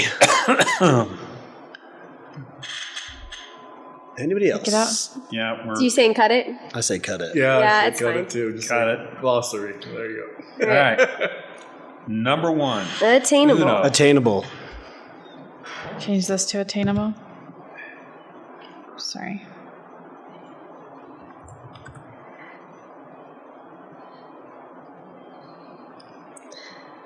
And then again, yeah.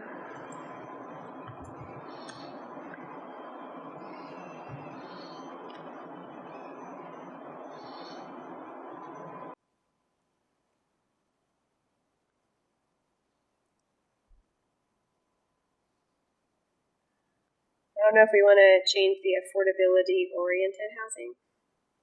I would. I just don't know what you would change it to. Because I feel like it gets. If you just change it to attainable again, it gets very repetitive. Yeah, it's circular. What was another word we were contemplating using instead of attainable? Workforce. That's the other term for it, workforce housing. Sounds so Yeah, complex. I'm not sure you want to put that in there though. I don't think so, but That is the other word, though. it's the other word that you typically use.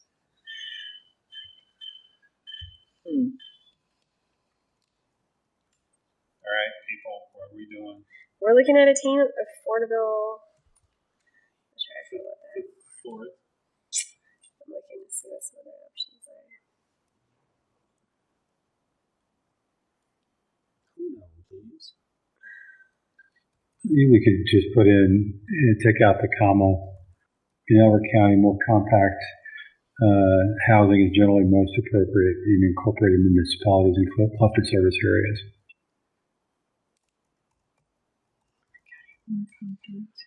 Although it does make it sound like it's apartments. Check this out. Yeah, but it's in municipalities and Should we call it entry level housing? Yeah, that'd be smarter. Much better. Compact sounds terrible. Sounds you're gonna give them a dog. We're taking out compact. Yeah. and more. In Elbert County, entry-level housing is generally most appropriate in incorporated. I like that. That works well. Oh, could the cluster? Can we take out the word cluster? And just call them like I think you did that before, right? We just called it service areas. service area. Yeah. Right. That's right.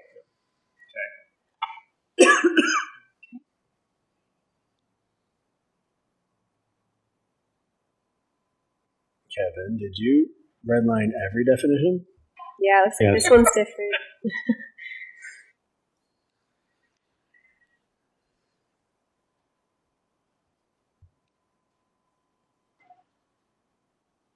I don't mind Kimley horns. Well, I changed it to tourism with the idea that, typically we're still talking about working farms and ranches, but it's not agritourism specifically, but I'm open. You can change it.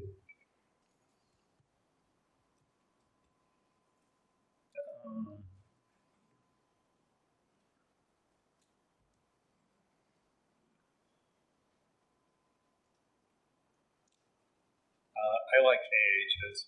Kimberly Horns is fine. Fun.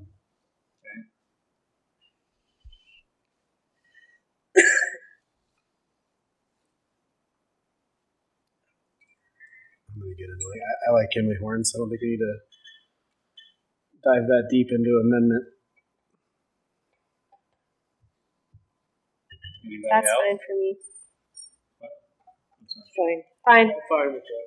Keep it as is. Yes.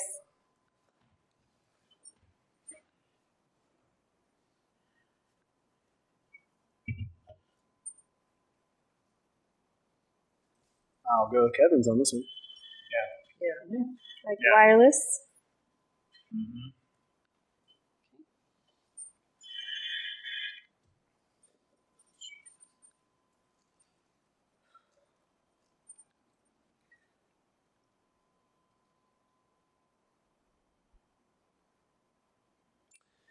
I like Kimley Horns. I think we're getting a little bit too.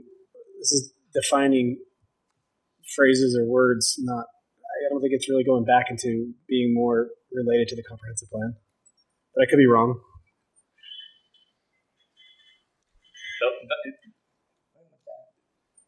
What kills it for me is the last sentence. Of Kevin's? Yeah. Yeah, I agree. Yeah. Because it's more prescriptive instead of just descriptive. So we're taking this out and then keeping which one? Okay, now vote on which one you want to keep. I still don't like Kimley Horns. Okay, one for KH. Anybody else? I'll take KH. Don't vote KH. Okay. That's fine. All right, KH. Community resilience. Is it a new word you put in here? Did we have that throughout I don't think the so. chapters? Control Oh. F. Find it. Did we? We have all individual chapters. Okay, never mind. Oh, don't worry. You can combine them. Right now. It's fine. Yeah. We'll take Poor the thing, I feel so bad for you. She has to go home and have a stiff drink after this. Kevin, where was this referenced in the document? Community resilience? I don't remember to just strike it. Oh. I don't think it serves value Okay. other than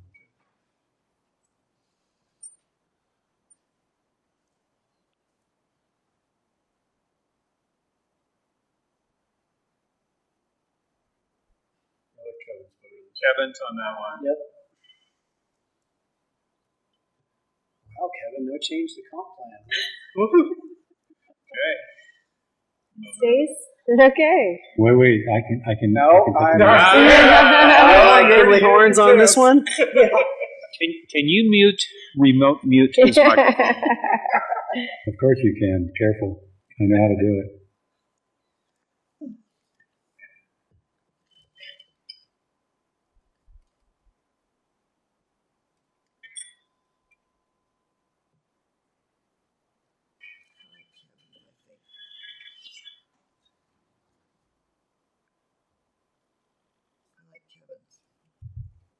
In this case, is the scenic open space is that? I think it's supposed to be like scenic vista, I know. not really the open space. Because, yeah, I mean, we're not necessarily talking about government owned Right. Land. And here.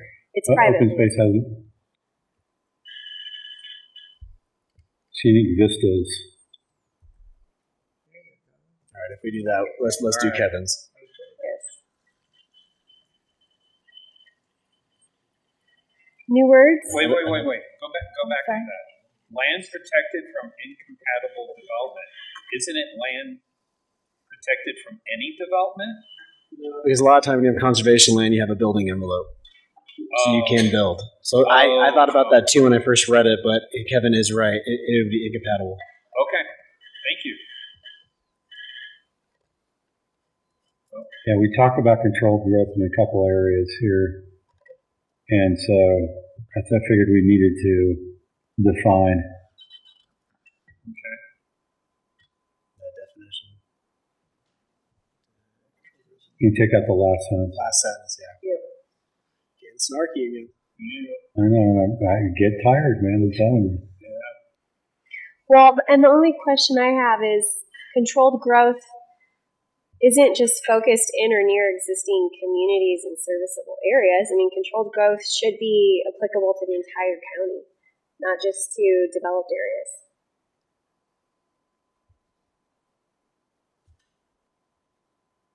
Fair enough. You can Maybe take out that last. Yeah, make it Segment. and compatible with rural character. Period. And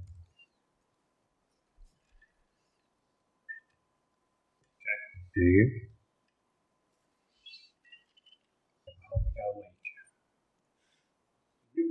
I don't even. These are the same. I have not seen that. I don't recall leakage. Do you remember economic leakage? No. I think we take that out. I don't even This know. doesn't what that sound means. right either. It sounds. You know what it sounds like? It sounds like the city. Sure. It sounds like city verbiage. I don't even know.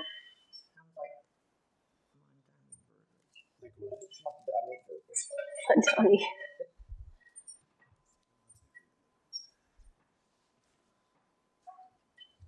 I only just added one word, related. So Kimley's is fine, mine's fine. And I think we probably did keep some of that CRS code that was relevant to what gave us the authority to do this. So we should probably keep that.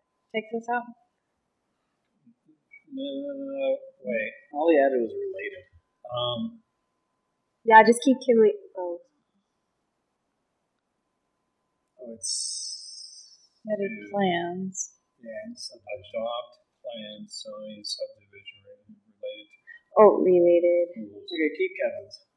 That's fine. State laws that grant local governments the authority. I can't believe Kimley Horn didn't define the future land use map. I'm still on enabling legislation. Okay. I don't want to say this. State laws that grant local governments authority to adopt plan, zoning, and subdivision regulations and related planning tools without being circumvented by other state authorities. Sorry. You I'm going to say we're not going to add that. I say Kevin's is fine. Yeah, Okay, Kevin's is fine. Yeah. I had my moment of Do you want to add that as a bullet point or? No, it was a moment of snark. Yes, it was. That would be your first, a bullet point in the glossary. Yeah. There we go. I like it, actually.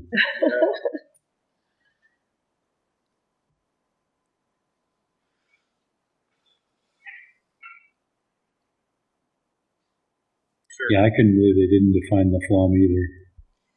So this says limited growth, and we just said above there controlled growth.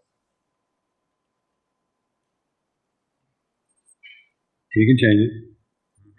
That's fine. Good one. Good catch. I don't think we need to have the second sentence. The plum. Wait, hang on. It is a guiding piece of the comprehensive plan, which is why it's in there like that. But we already call it that. We say that it guides the county's intended pattern for preservation, controlled growth.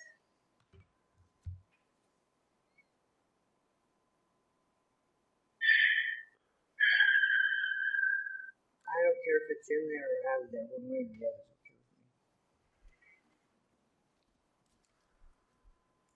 Yank it. I'm okay.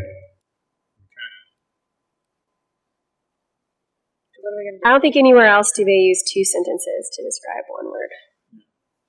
I think if we could, is there some way you want to integrate it more?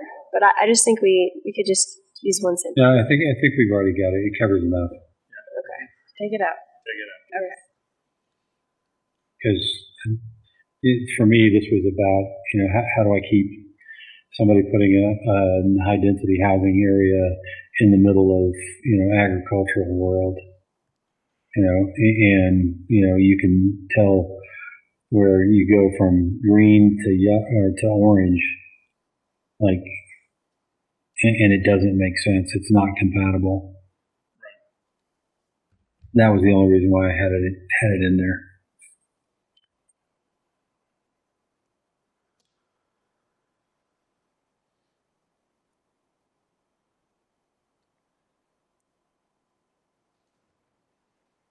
Kevin's in general. Will you just go back at the end and make sure these words are even in here? If they're not, maybe just take them out. I don't remember if we talked about the general fund. I don't think we did actually, but I don't remember that. I think it's a common definition that's used. Do you It's feel like the probably more- glossary should? I mean, I guess I know in indexes, right, you'll have like what page it was on. But if we're not talking about it, do we even need to include it in our glossary? I wouldn't define it if we're not talking about it. Yeah. Strike. Right? I don't remember that at all. I don't. Yeah, it's more regulation oriented, frankly. Strike the whole thing? Yes, Strike the whole we'll take thing, it out. the whole thing.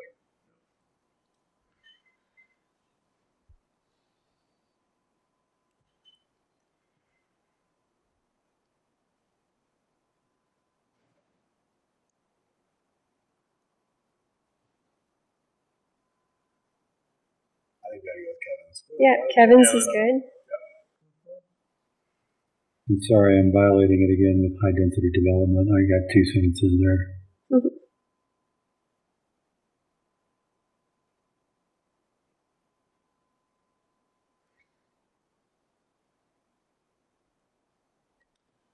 Is there a planning type of definition that we need to include here, Jennifer? There is a common definition of high density. I don't. Is it really the No. multi-story buildings? It's related to units per acre.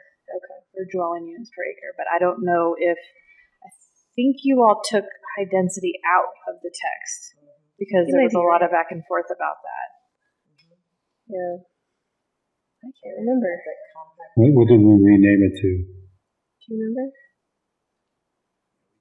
Suburban neighborhood.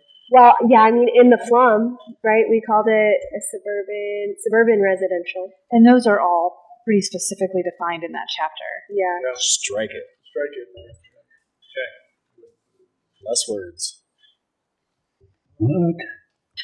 I know, Kevin. I know. You'll be all right. Are we sure no changes to homesteading?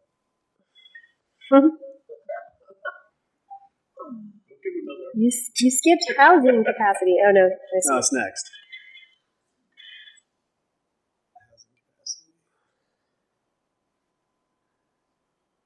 Everything's good except for the last sentence.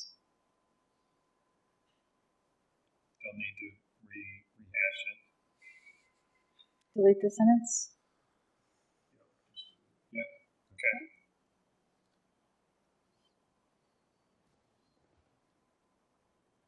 Yep. I mean, I think if you're going to delete the last sentence on the previous one, you got to delete on this one too. I might have been getting snarky again. I think we can keep Kimley's on this one. Kimley's for the whole thing. Yeah. Yeah, I think that's okay too.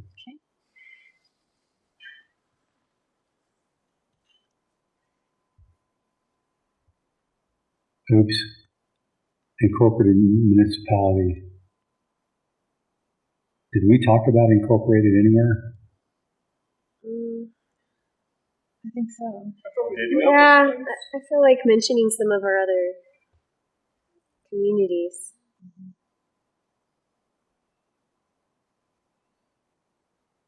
I like Kimley Horns. Yeah, I think we should just go with hers and keep it kind of a. Yep.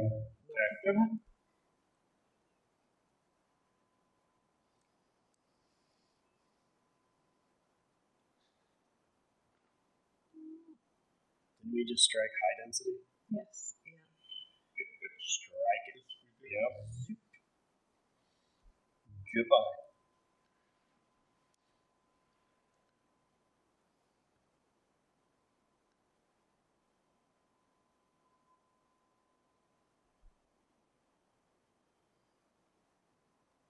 Kevin's. That's good meat on the bone.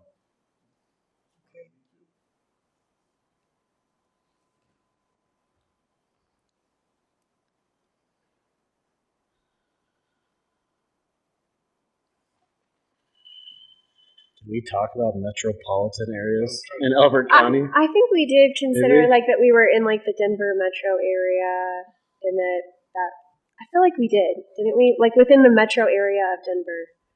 I don't recall. Well, we all know. Yeah, I added service patterns to mine. So either one's fine. Do we need it? We could probably take it out if nobody likes it. Let's take it out. No, let's just. Do we even need a glossary? Yes, no, definitions do matter. I know, and I was thinking, I know we talked about like lower density development. We can keep it out for now, but maybe when we go back through, if it starts to pop up a lot, we might want to reconsider the low density. I think it'll be important for you all to read all the chapters through and make sure that you feel like they're consistent. Yeah, that's what we need to do for sure. Because this has gone over multiple months now. So it,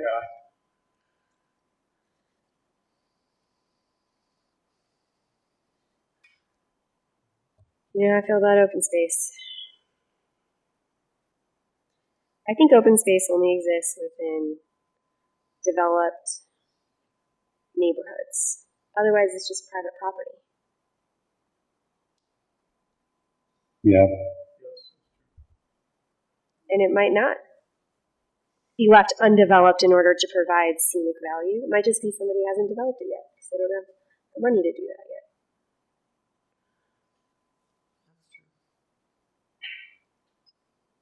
take it out. but we do talk about it. Well, whenever we've been talking about like how it relates to, you know, the backdrop or of a community, we call it scenic vistas. But I think open space is about the government or some private entity creating it for buffers. We can talk about. We start talking about that in open space dedication. That's what I was right? going to say. Why don't we just use open space dedication instead? So maybe just get rid of open space altogether? Yeah. They were described.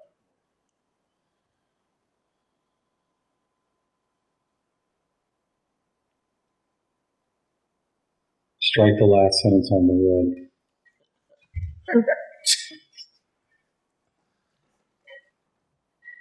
Used as a cover. I'm going to strike. Keep Evans.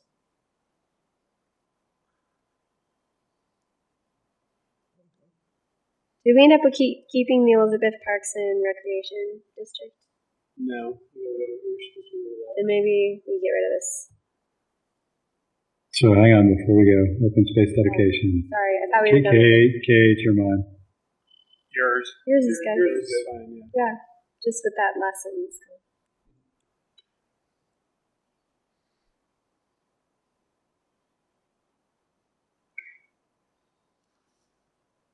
Well, I don't know if we got rid of Parks and Rec District. We just got rid of it on that map.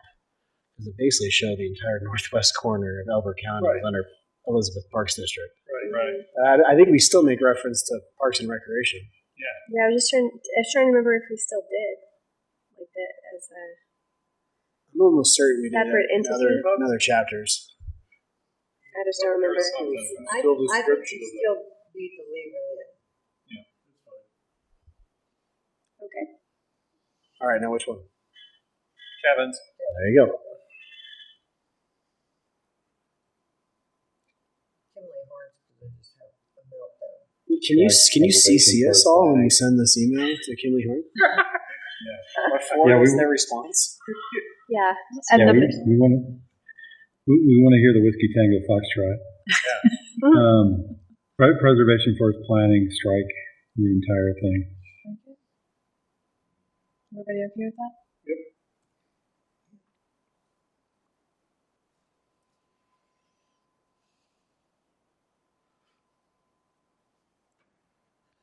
Although I don't think we talked about regional context.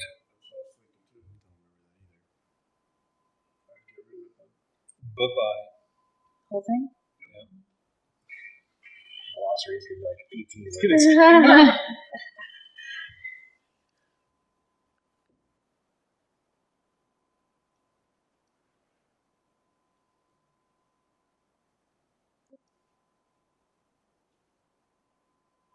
Kevin's is fine. I'm not sure why we need to define remote work, guys. Don't we all know what that is? I mean, we could just change it to work that is remote. No, okay. I think we scratch it. Yeah. About the whole thing? That's kind of Yeah, okay. It's what Kevin is doing right now. What is? There we go. Big deal about it anyway.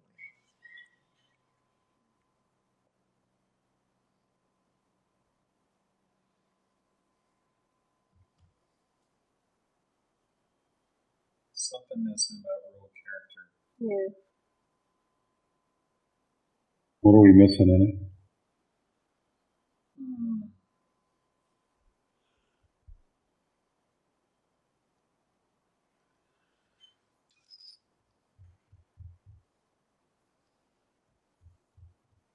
We could put open space back in there. No, but if we're going to leave low density development, that might not be bad to go back, like Nicole said, What? because it says low Yeah, density development. We scratched that earlier, right? yeah.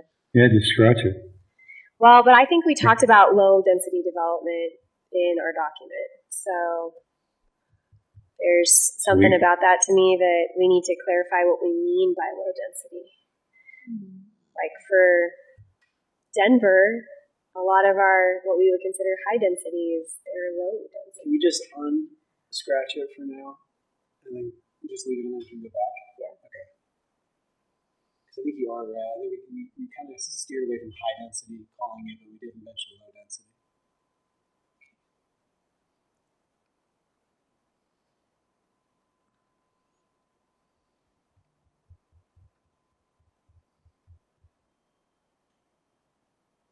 I don't know what else you would add for rural character. Yeah. I don't know it's just, I'll probably come up with it. Do you want to leave it for now?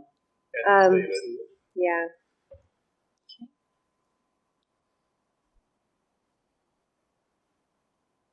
What about low intensity development? I feel like that's part of it. The rural character part. Low impact?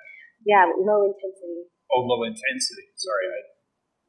Instead of density? No, like both. Yeah. Intensity has to do with like what's coming in, right?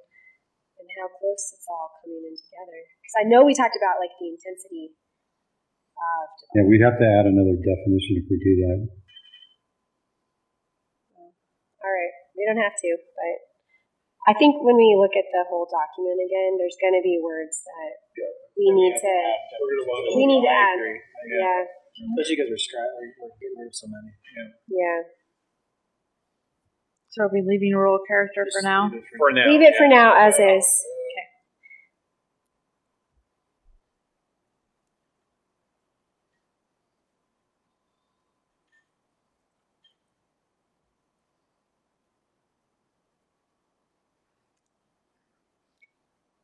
I don't know if we need it, but I'm fine leaving it in. Yeah, I was just going to say,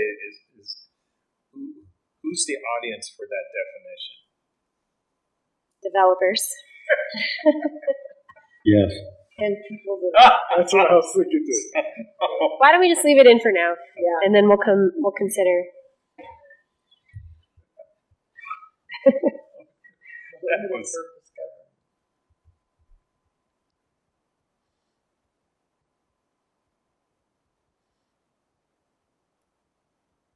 Yeah, I think we leave those in for now. mm-hmm.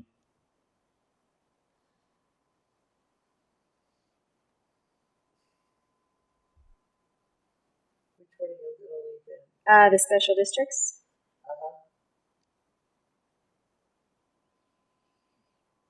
You could also refer to the state statute on this one if you needed to. It specifically outlines what they can do.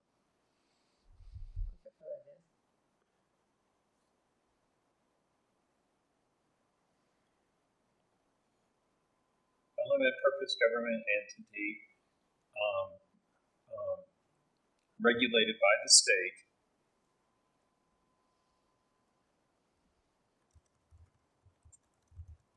Because most people don't know that. And created to provide. Mm-hmm. Well, but it's created at the Behest of who? well, no, at the approval of the county, not the state. Right. Yep. So created, all right, so regulated by the state and approved by the county to provide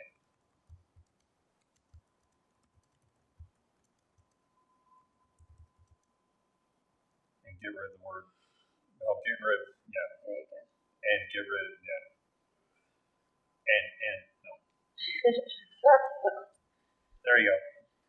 The red one. All right, cool. So I like Kimley words. Kevin's is good. They're approved by the county, but they're actually also approved by district court. Oh, Our approval is not final. that's right. So you want us to just regulate it by the state? but they're not totally. I mean, they're by state statute, they're allowed to exist, but it isn't because the state says they can exist doesn't mean they're entitled to exist in our county. Right. So that's where the approval comes in. Well, yeah, I guess that's where I'm just getting at is like it makes it sound like the state is who is in charge of whether or not they can exist, but it's not. Yeah. They do have regulations about what they can do and how their financing can work. Yes. Very much so. But not that because there are regulations they can exist no matter what. Right. And must be approved by the county. Well, then would you put must and approved and regulated by the county? I think you should just take out They're not regulated by the state, regulated. approved by the county, and just have it go back to. Yeah, they're not regulated by the county at all. To provide specific services. Okay. Keep it short and simple. All right. Too complicated. I'll take out transportation though. All right, stakeholders. Did we use the word stakeholders? I can't remember. Yeah, we did in some of the earlier chapters. I know Kinley Horn did, but I felt like we kind of turned that around. Didn't use some of their language. I think you're right, but we might as well leave this in until we figure that out. Okay. For sure. Okay. Who's? KH or KA? I like KHs in this one. Yeah, that's fine. KH. Okay. That's fine with me.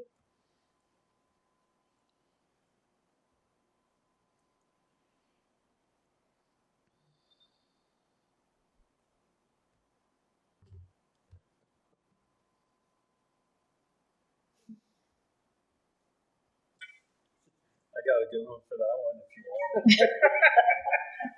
Okay, steering committee. A person riding shotgun telling you where to go.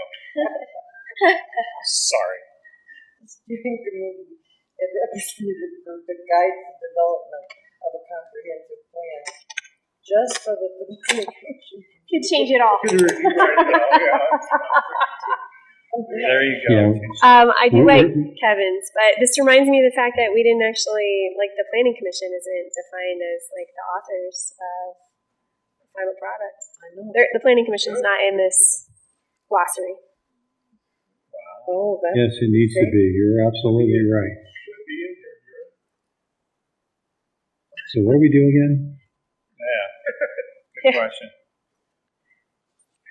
For part-time comprehensive plan drafters, obviously. Well, I definitely think we need And to get volunteer. Yeah.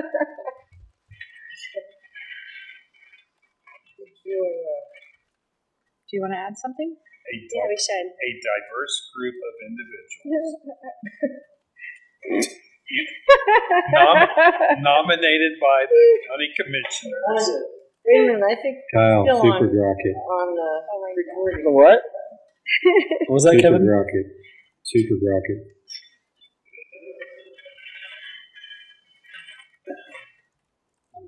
What time is it? Oh, it's only 8:49.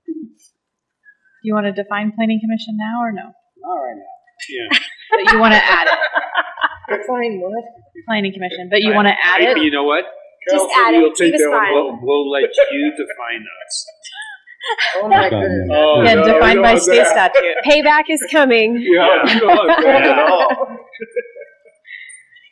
think we let the citizens do this definition. Yeah, exactly. There you go. Okay. Great. Wait a minute. Where's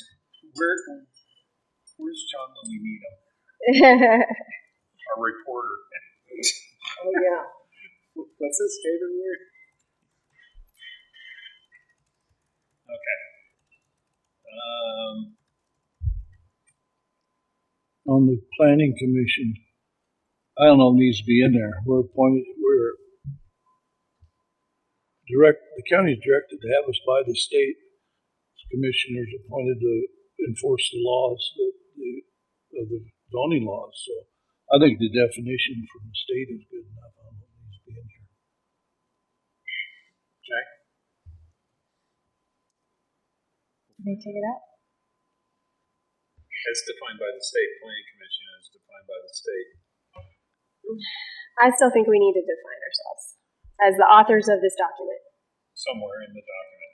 No, like here. Oh, This okay. is the place. As a glossary? Yeah. But you can put what John said in there too.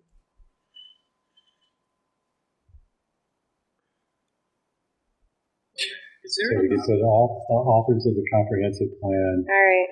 I have a suggestion. executive summary?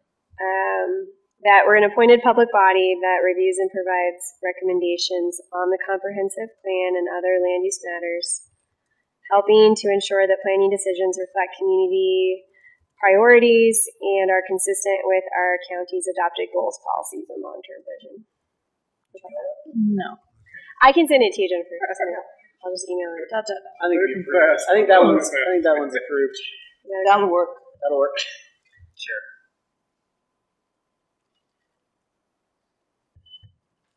Nothing in there about being diverse, though. Yes. Bite your tongue. Let's make Mars define it. I'll go back to that one. All right.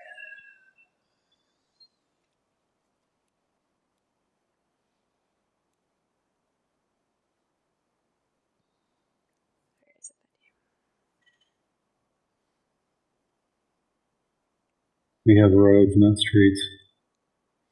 This is true. That is true.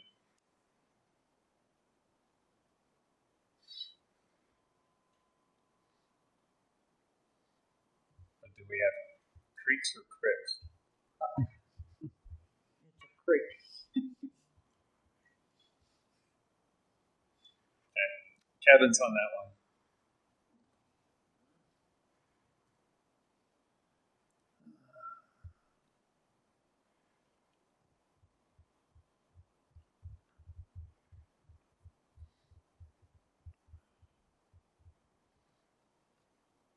Mine's too wordy. KH. Yeah. Mm-hmm. KH. Oh, there's a transportation corridor. Transportation. Kyle? I don't mind for the word transportation. I just don't love it when it's transportation and infrastructure. But do they talk about bikes? No, just kidding. Yeah, we can definitely get rid of bikes. That's right. I think I see two people on. You know what I see? Can we change it to like e-bikes? Yeah. I see a lot of e-bikes. Yeah. Not an e-bike.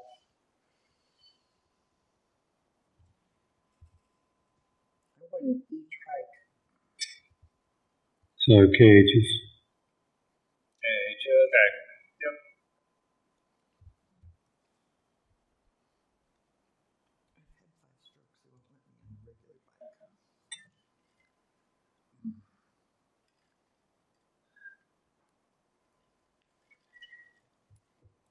Kevin's is more broad with utilities, I think so. but maybe take off the last sentence. Yeah, right.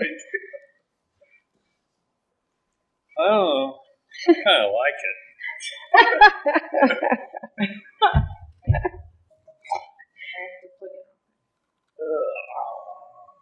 well, you could put a period after the land use map.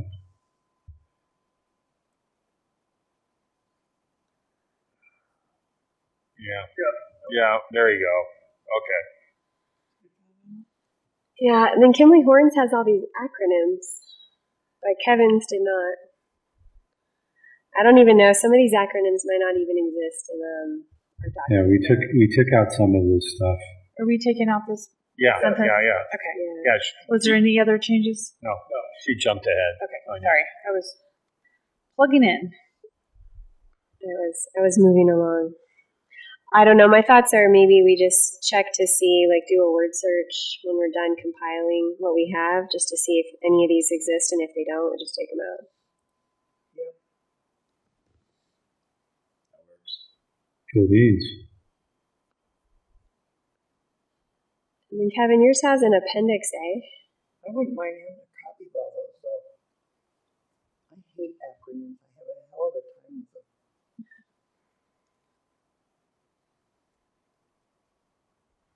You just got to remember one. Oh, Whiskey Tango Foxtrot. there is an appendix A. Did you see that? I do not have that pulled up yet. if you all want to go to that. I know, I thought we were too. There's an appendix A. Let's see. Funding opportunities. I need just a second. You're fine. The good news is there's not an appendix B, guys. It's just A. Kyle wants to make one.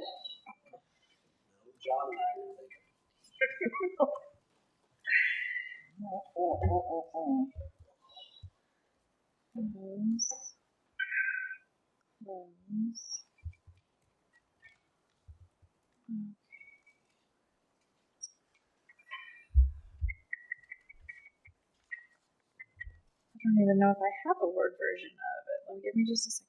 Sure.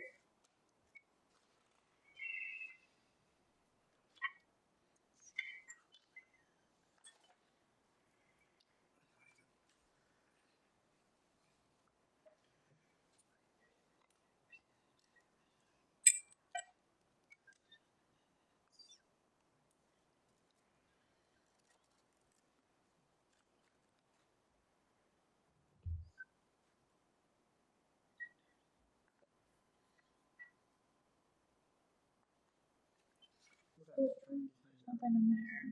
Okay, need to go to.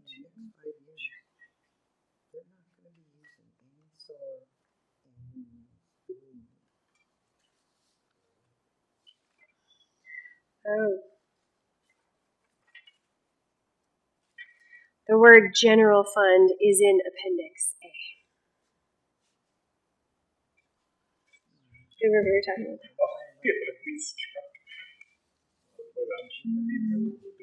Maybe not.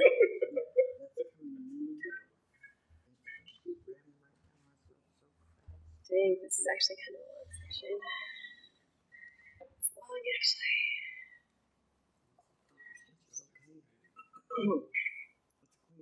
Look at all this. Okay, I just need to.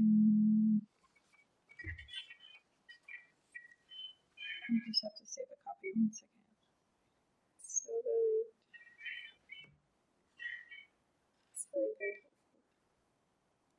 Over here, it's just like 4 pages. 1, 2, 3,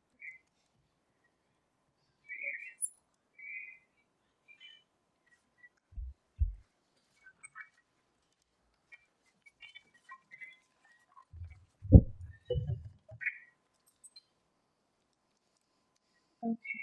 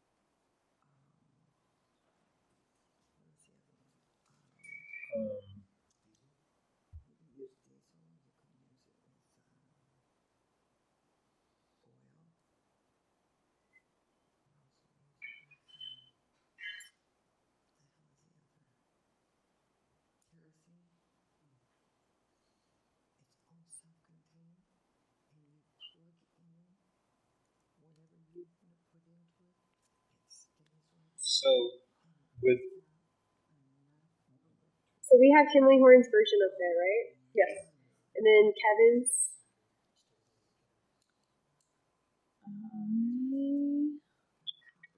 Kinley Horn has like 1 paragraph, and Kevin has 3 with bullet points, and then another closing sentence. Let me get.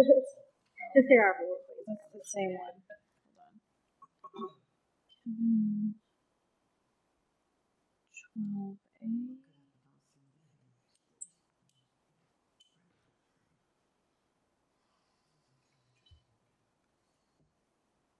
Sorry, I had not prepared appendix A. Oh, it's okay. Do you want it? Do you want to not do the appendix since it's not together? Or? I have Are it you pulled, I okay? can, I have it You're pulled okay up now. putting it together? I'd like to kill this off tonight if we can. So you all can let me know what you want to do. We can do this side by side, or I can bring Just paragraphs do the over. just do the side by side. Okay. Let me just get it going. Sorry. I wasn't prepared for you all to fly through all these chapters, I guess. We're on a mission tonight, Jennifer. Okay, now I just need this one to be a little bit smaller. There you go. Oops. Can you all see? Oh, you can't see it yet. One second. I need you to see this. This one. Ah, sorry, this is clunky.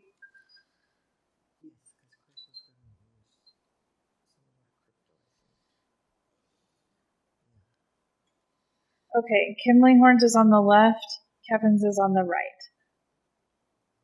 And I will try to make this one a little bit smaller so you can see it.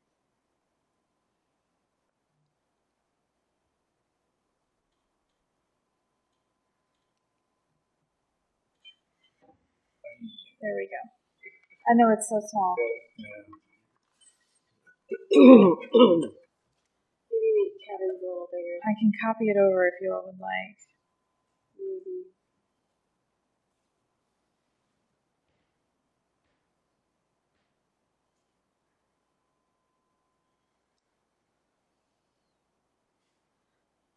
Or I can email it to you if you'd rather pull it up individually. Yeah, I have it pulled up on my computer already. Yeah, would you email it? Yeah. That would be awesome. Okay? I'm sorry. No worries. Unless it's easier for you to just copy paste it. I can do that. Does that work? Yeah. Okay. There you go. Let's just do it Copy paste it and we can just do it. section at a time. Okay. Funding strategy is funding opportunities. Yes. Okay.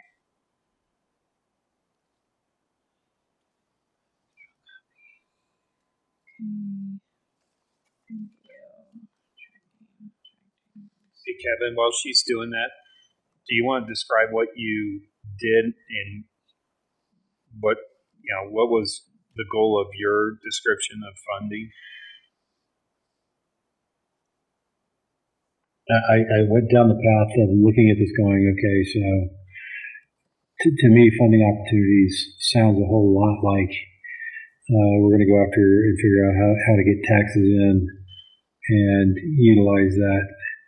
And so change the focus from opportunity to strategy and you plan as opposed to talk about potential resources.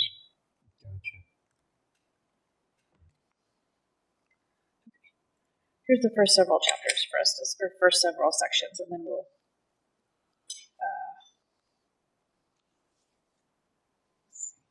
Amber, can you switch me back?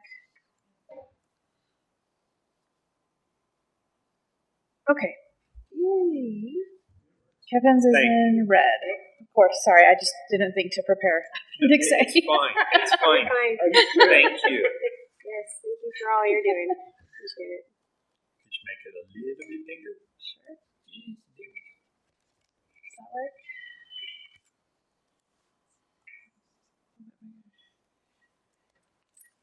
Funding opportunities. And I'll scroll down. You can scroll for me. I already read theirs. Yeah. Okay.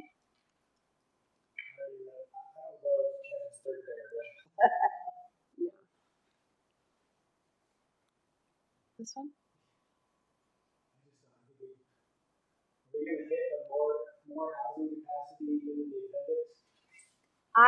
Here's my thoughts, because I did read both already. I like Kimlinghorns, but I like what Kevin was saying about how we need to be careful about like getting the priorities backwards. Just because there's money doesn't mean it's the right thing. So I wonder if at the end of Kimlinghorns we tack on the sentence at the end of his first paragraph that just says funding tools should be used carefully and reinforce the comprehensive plan's preservation first framework. There you go. Then you can still keep that mindset. What about the funding opportunities versus funding strategies? Sure. I mean, no. What do you guys think for changing it? Oh, funding strategy versus Funding opportunities. I like strategy. That means something's going to be done versus, when I get around to it, Okay, so funding strategies, keep Kimley Horns, add Kevin Sentence. yes. Yeah. Check this out.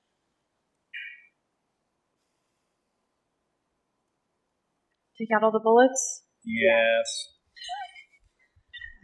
That hurt Robert to say that. No. What Kevin did in the bullet points was identify areas and those by now should be intuitive, the areas that we should be going at. I hate to have you go back up. I have one word I'd like to add. I would say access to the word and stable funding. Is everyone okay with that? Yeah, okay. Yeah. Yeah. Is that the right spot? Yeah, that's good. Actually. I like Ken's whole paragraph here. Yeah, it's good. Yeah, right. I'm just giving you a hard time. You know I love you.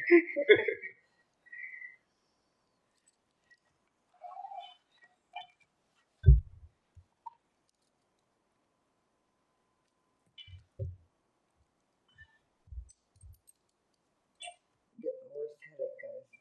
Almost there. We're almost done.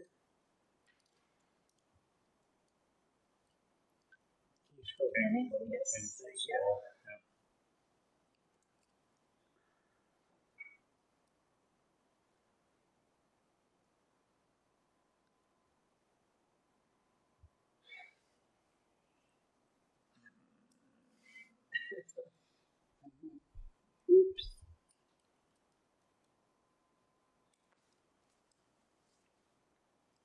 So is that second paragraph, Kevin, from some experience with a district? Yeah, it is actually. Okay. I mean, it's very concise. That's what I was thinking. It's not being snarky. It's just being very concise with what could be a problem. Yeah, there's a metro district that went and literally went from 100 million to close to 1.4 billion in terms of debt load, and that's not anywhere in Elbert County right now, but it's in Douglas County, and there is some serious lawsuits going on because of that. Wow. Interesting. People look at it as a funding engine, and it's not. It should never be considered. Is it just a complete misuse of the funds that got them that far in the debt, or? They're just mismanagement. They literally carried load after load, and when they ran out of money, they just said we're gonna tack on, and it's not wonderful.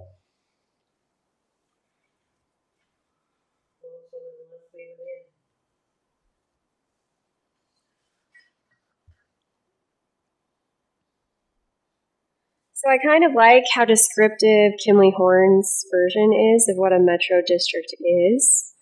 But I do like, especially your paragraph that Robert was just referring to, the in Elbert County, these tools should be used cautiously and for the reasons that you described. I would replace the word tools with districts. These districts should be used cautiously.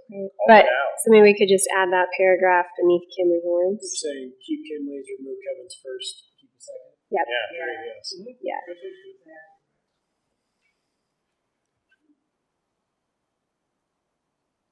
Are we keeping the Do we bullet? need bullet points in the appendix? I don't think that we do. No. Get rid of the bullet points. Yep. Sorry, Robert. It's okay. It's okay. I think God, 1,000 times, I'm good. There's 1,001 for you. Yeah, exactly.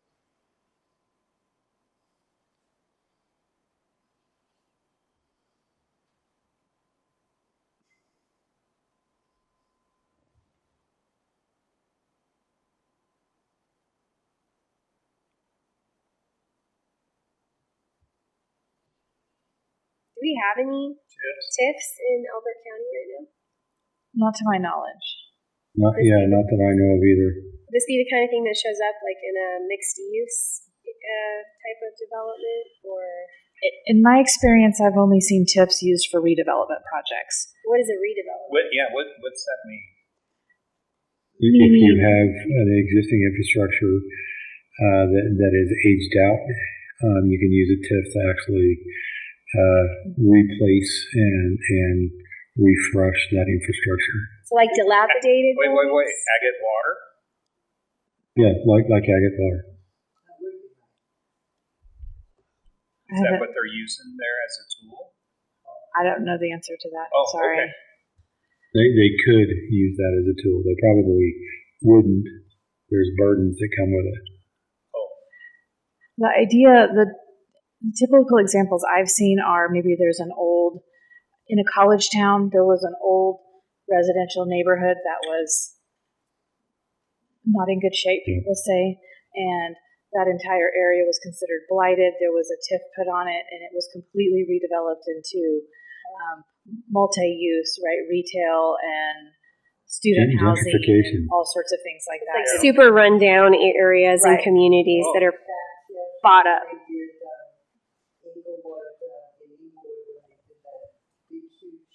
Yes, yes, absolutely.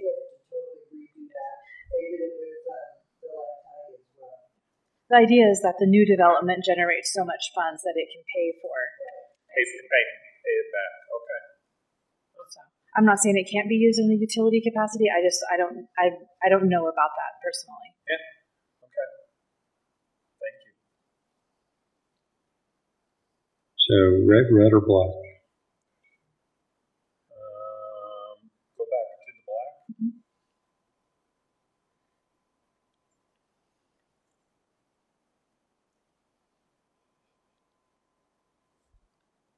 I don't think Kimley's is descriptive enough. Yeah, I kind of like yours better, Kevin. We do need to do a TIF in parentheses somewhere in Kevin's before we just go by the acronym. We take this. Well, we're gonna take this out. You just take that and you've got it in the sentence above. Okay. Yeah. Okay. We're okay with that? Yeah, we're all done of with it. that. Okay. Impact fees. You can start by striking the bullet points. There you go. Are we okay with that? Or are we joking? Okay. Yes. And strike the last sentence.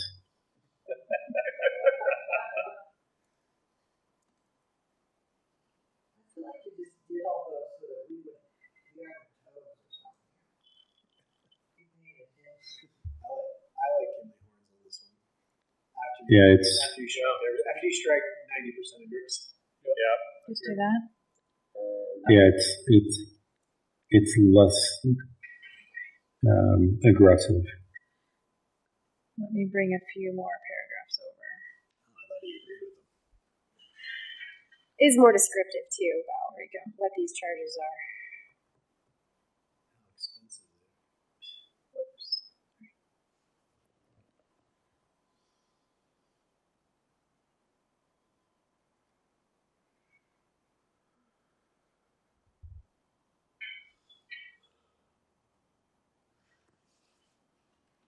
Ready? Okay, scroll. Yep.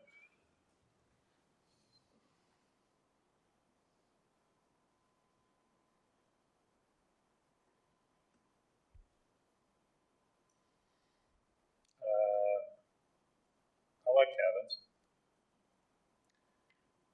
But put a period after stewardship and scratch the rest of it.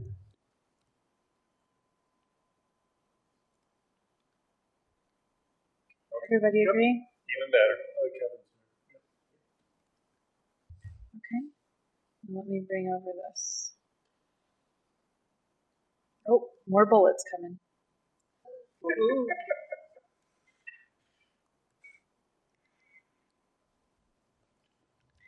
Kimley Horn's abbreviation of this is so silly. P3s. How did you say that? P3s. Yeah, KHs is fine. Yeah, like it's Keep theirs? Okay.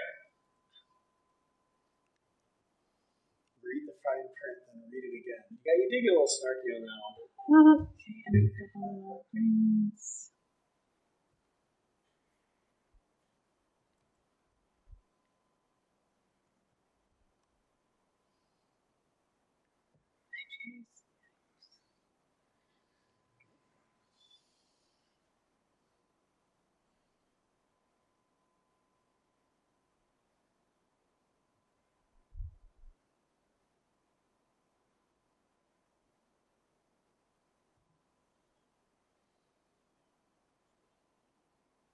Scroll, please.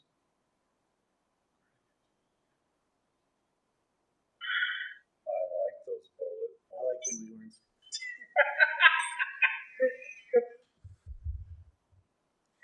I don't mind Kevin's if we can condense them into a paragraph. I think Kimley Horn's is fine. I think it's fine. I was going to say, I think Kimley Horn's is fine. Yeah, I think Yep, that's fine. Okay. I was 2002 cuts.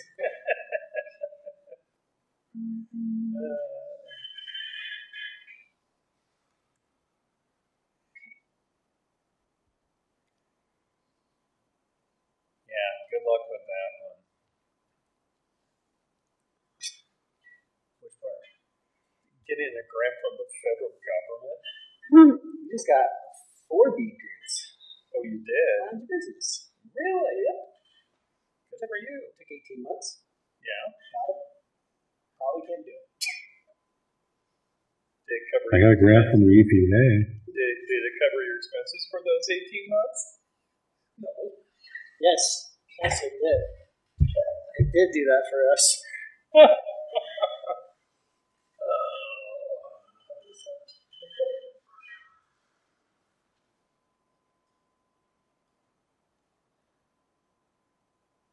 I do like Kinley's though because it does call out the types of programs that are available to at least apply for. Yeah. But expanding high-speed internet access? Is that the right way to put it?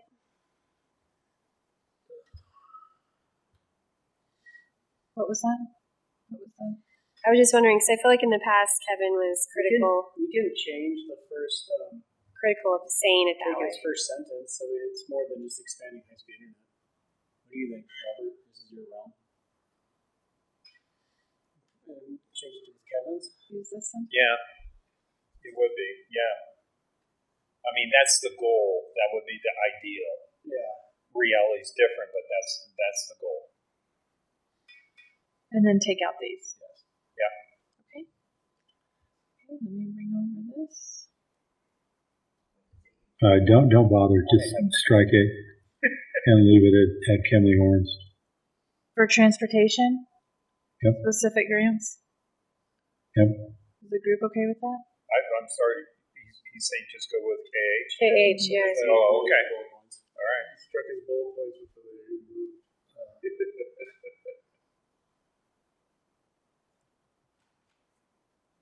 Same thing here. Water and wastewater. Yep. Okay. Keep Kimley Horn? Yeah. Okay. State funding.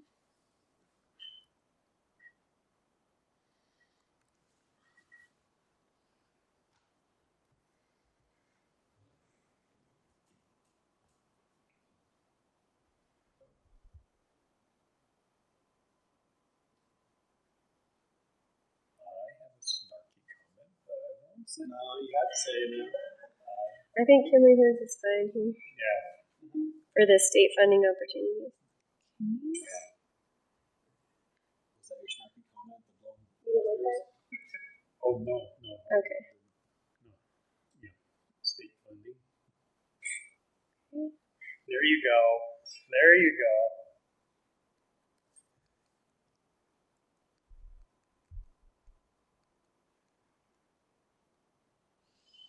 The Colorado Resiliency Office.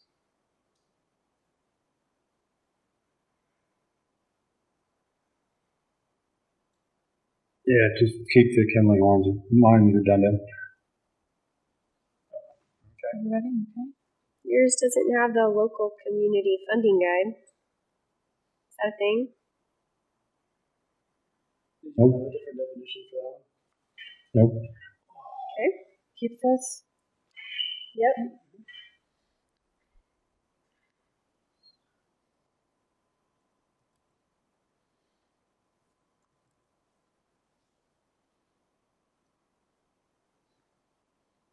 I think Kimley Horns on this. The Water Conservation Board. Seems fine. Okay. All right, KH on that one. Okay. Dola.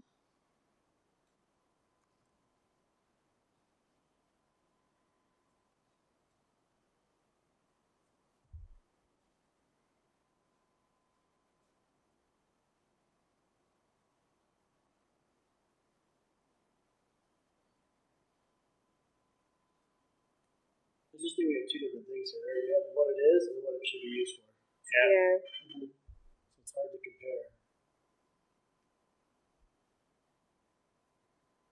I think the consensus is with the rest, we're just calling out what it is, not what it should be used I think so. for. Yeah, that makes sense. Keep it like So that. then we can just basically go through and one at a time. And I think we're gonna end up with KHs for most of the rest of them because I followed that pattern throughout. Of what it should and not. Of how it should be used. Yep.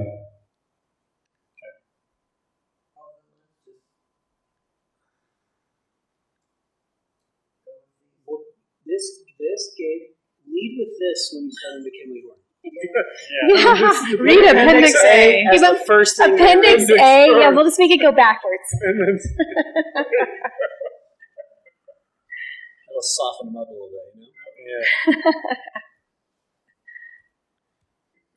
Any concerns with the rest of this? I'll never read it again. Do we have any? We have that sentence, okay. And that one. Okay. Save it. Good. Seriously? Turn that off for a second, okay. Save. Seriously? Make sure that's saved, please. It's Yeah. like, Saved in 7 different places. right, round of applause for That's what Jennifer. we've been doing. No, for you guys, not for me. For all of us. Just the typist here. Yes, that was a very important job. Yeah, no kidding. Okay, so So, I will. Anything else? Go ahead. I was just gonna say I'll go through. I don't know the last.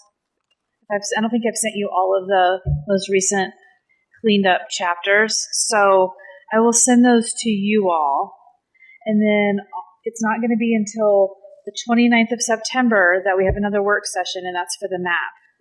Would you all? Is there anything you all want me to do between now and then besides send you the clean chapters? I'm assuming you want to see them again before they go to the consultant. Yeah. Okay. And is there a way to like just put it all into one document so we're not looking for all the different chapters? Probably. Okay. That'd be awesome. Yes. Yes. Copy and paste 13 times. For these purposes, it was helpful to have it individually, but It was. But yes. Absolutely. yes, we can put it all together. Totally makes sense. And then what do you recommend? We just kind of review it on our own for any changes or things that we would recommend. Probably just for overall tone and style, and then if there's areas that need to be reviewed, we can go over it again after the map. Okay. All right. So, and then I'm assuming at that meeting, you all can provide direction on actual next steps. Yeah. Okay. right? Getting it to the consultant, public review, hearing dates, Yeah. right? Right. Yeah. Okay. Being mindful of the holidays coming up and wanting to make sure that we give people enough time to Absolutely. review and give feedback.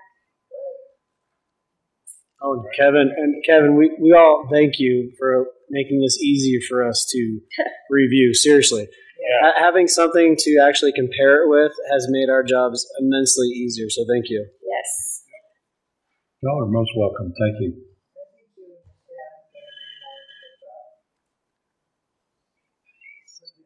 Okay, with that, can we get a motion to adjourn? I'll make a motion. We adjourn.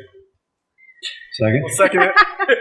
All in favor? Aye. Aye. Aye. Hasta luego.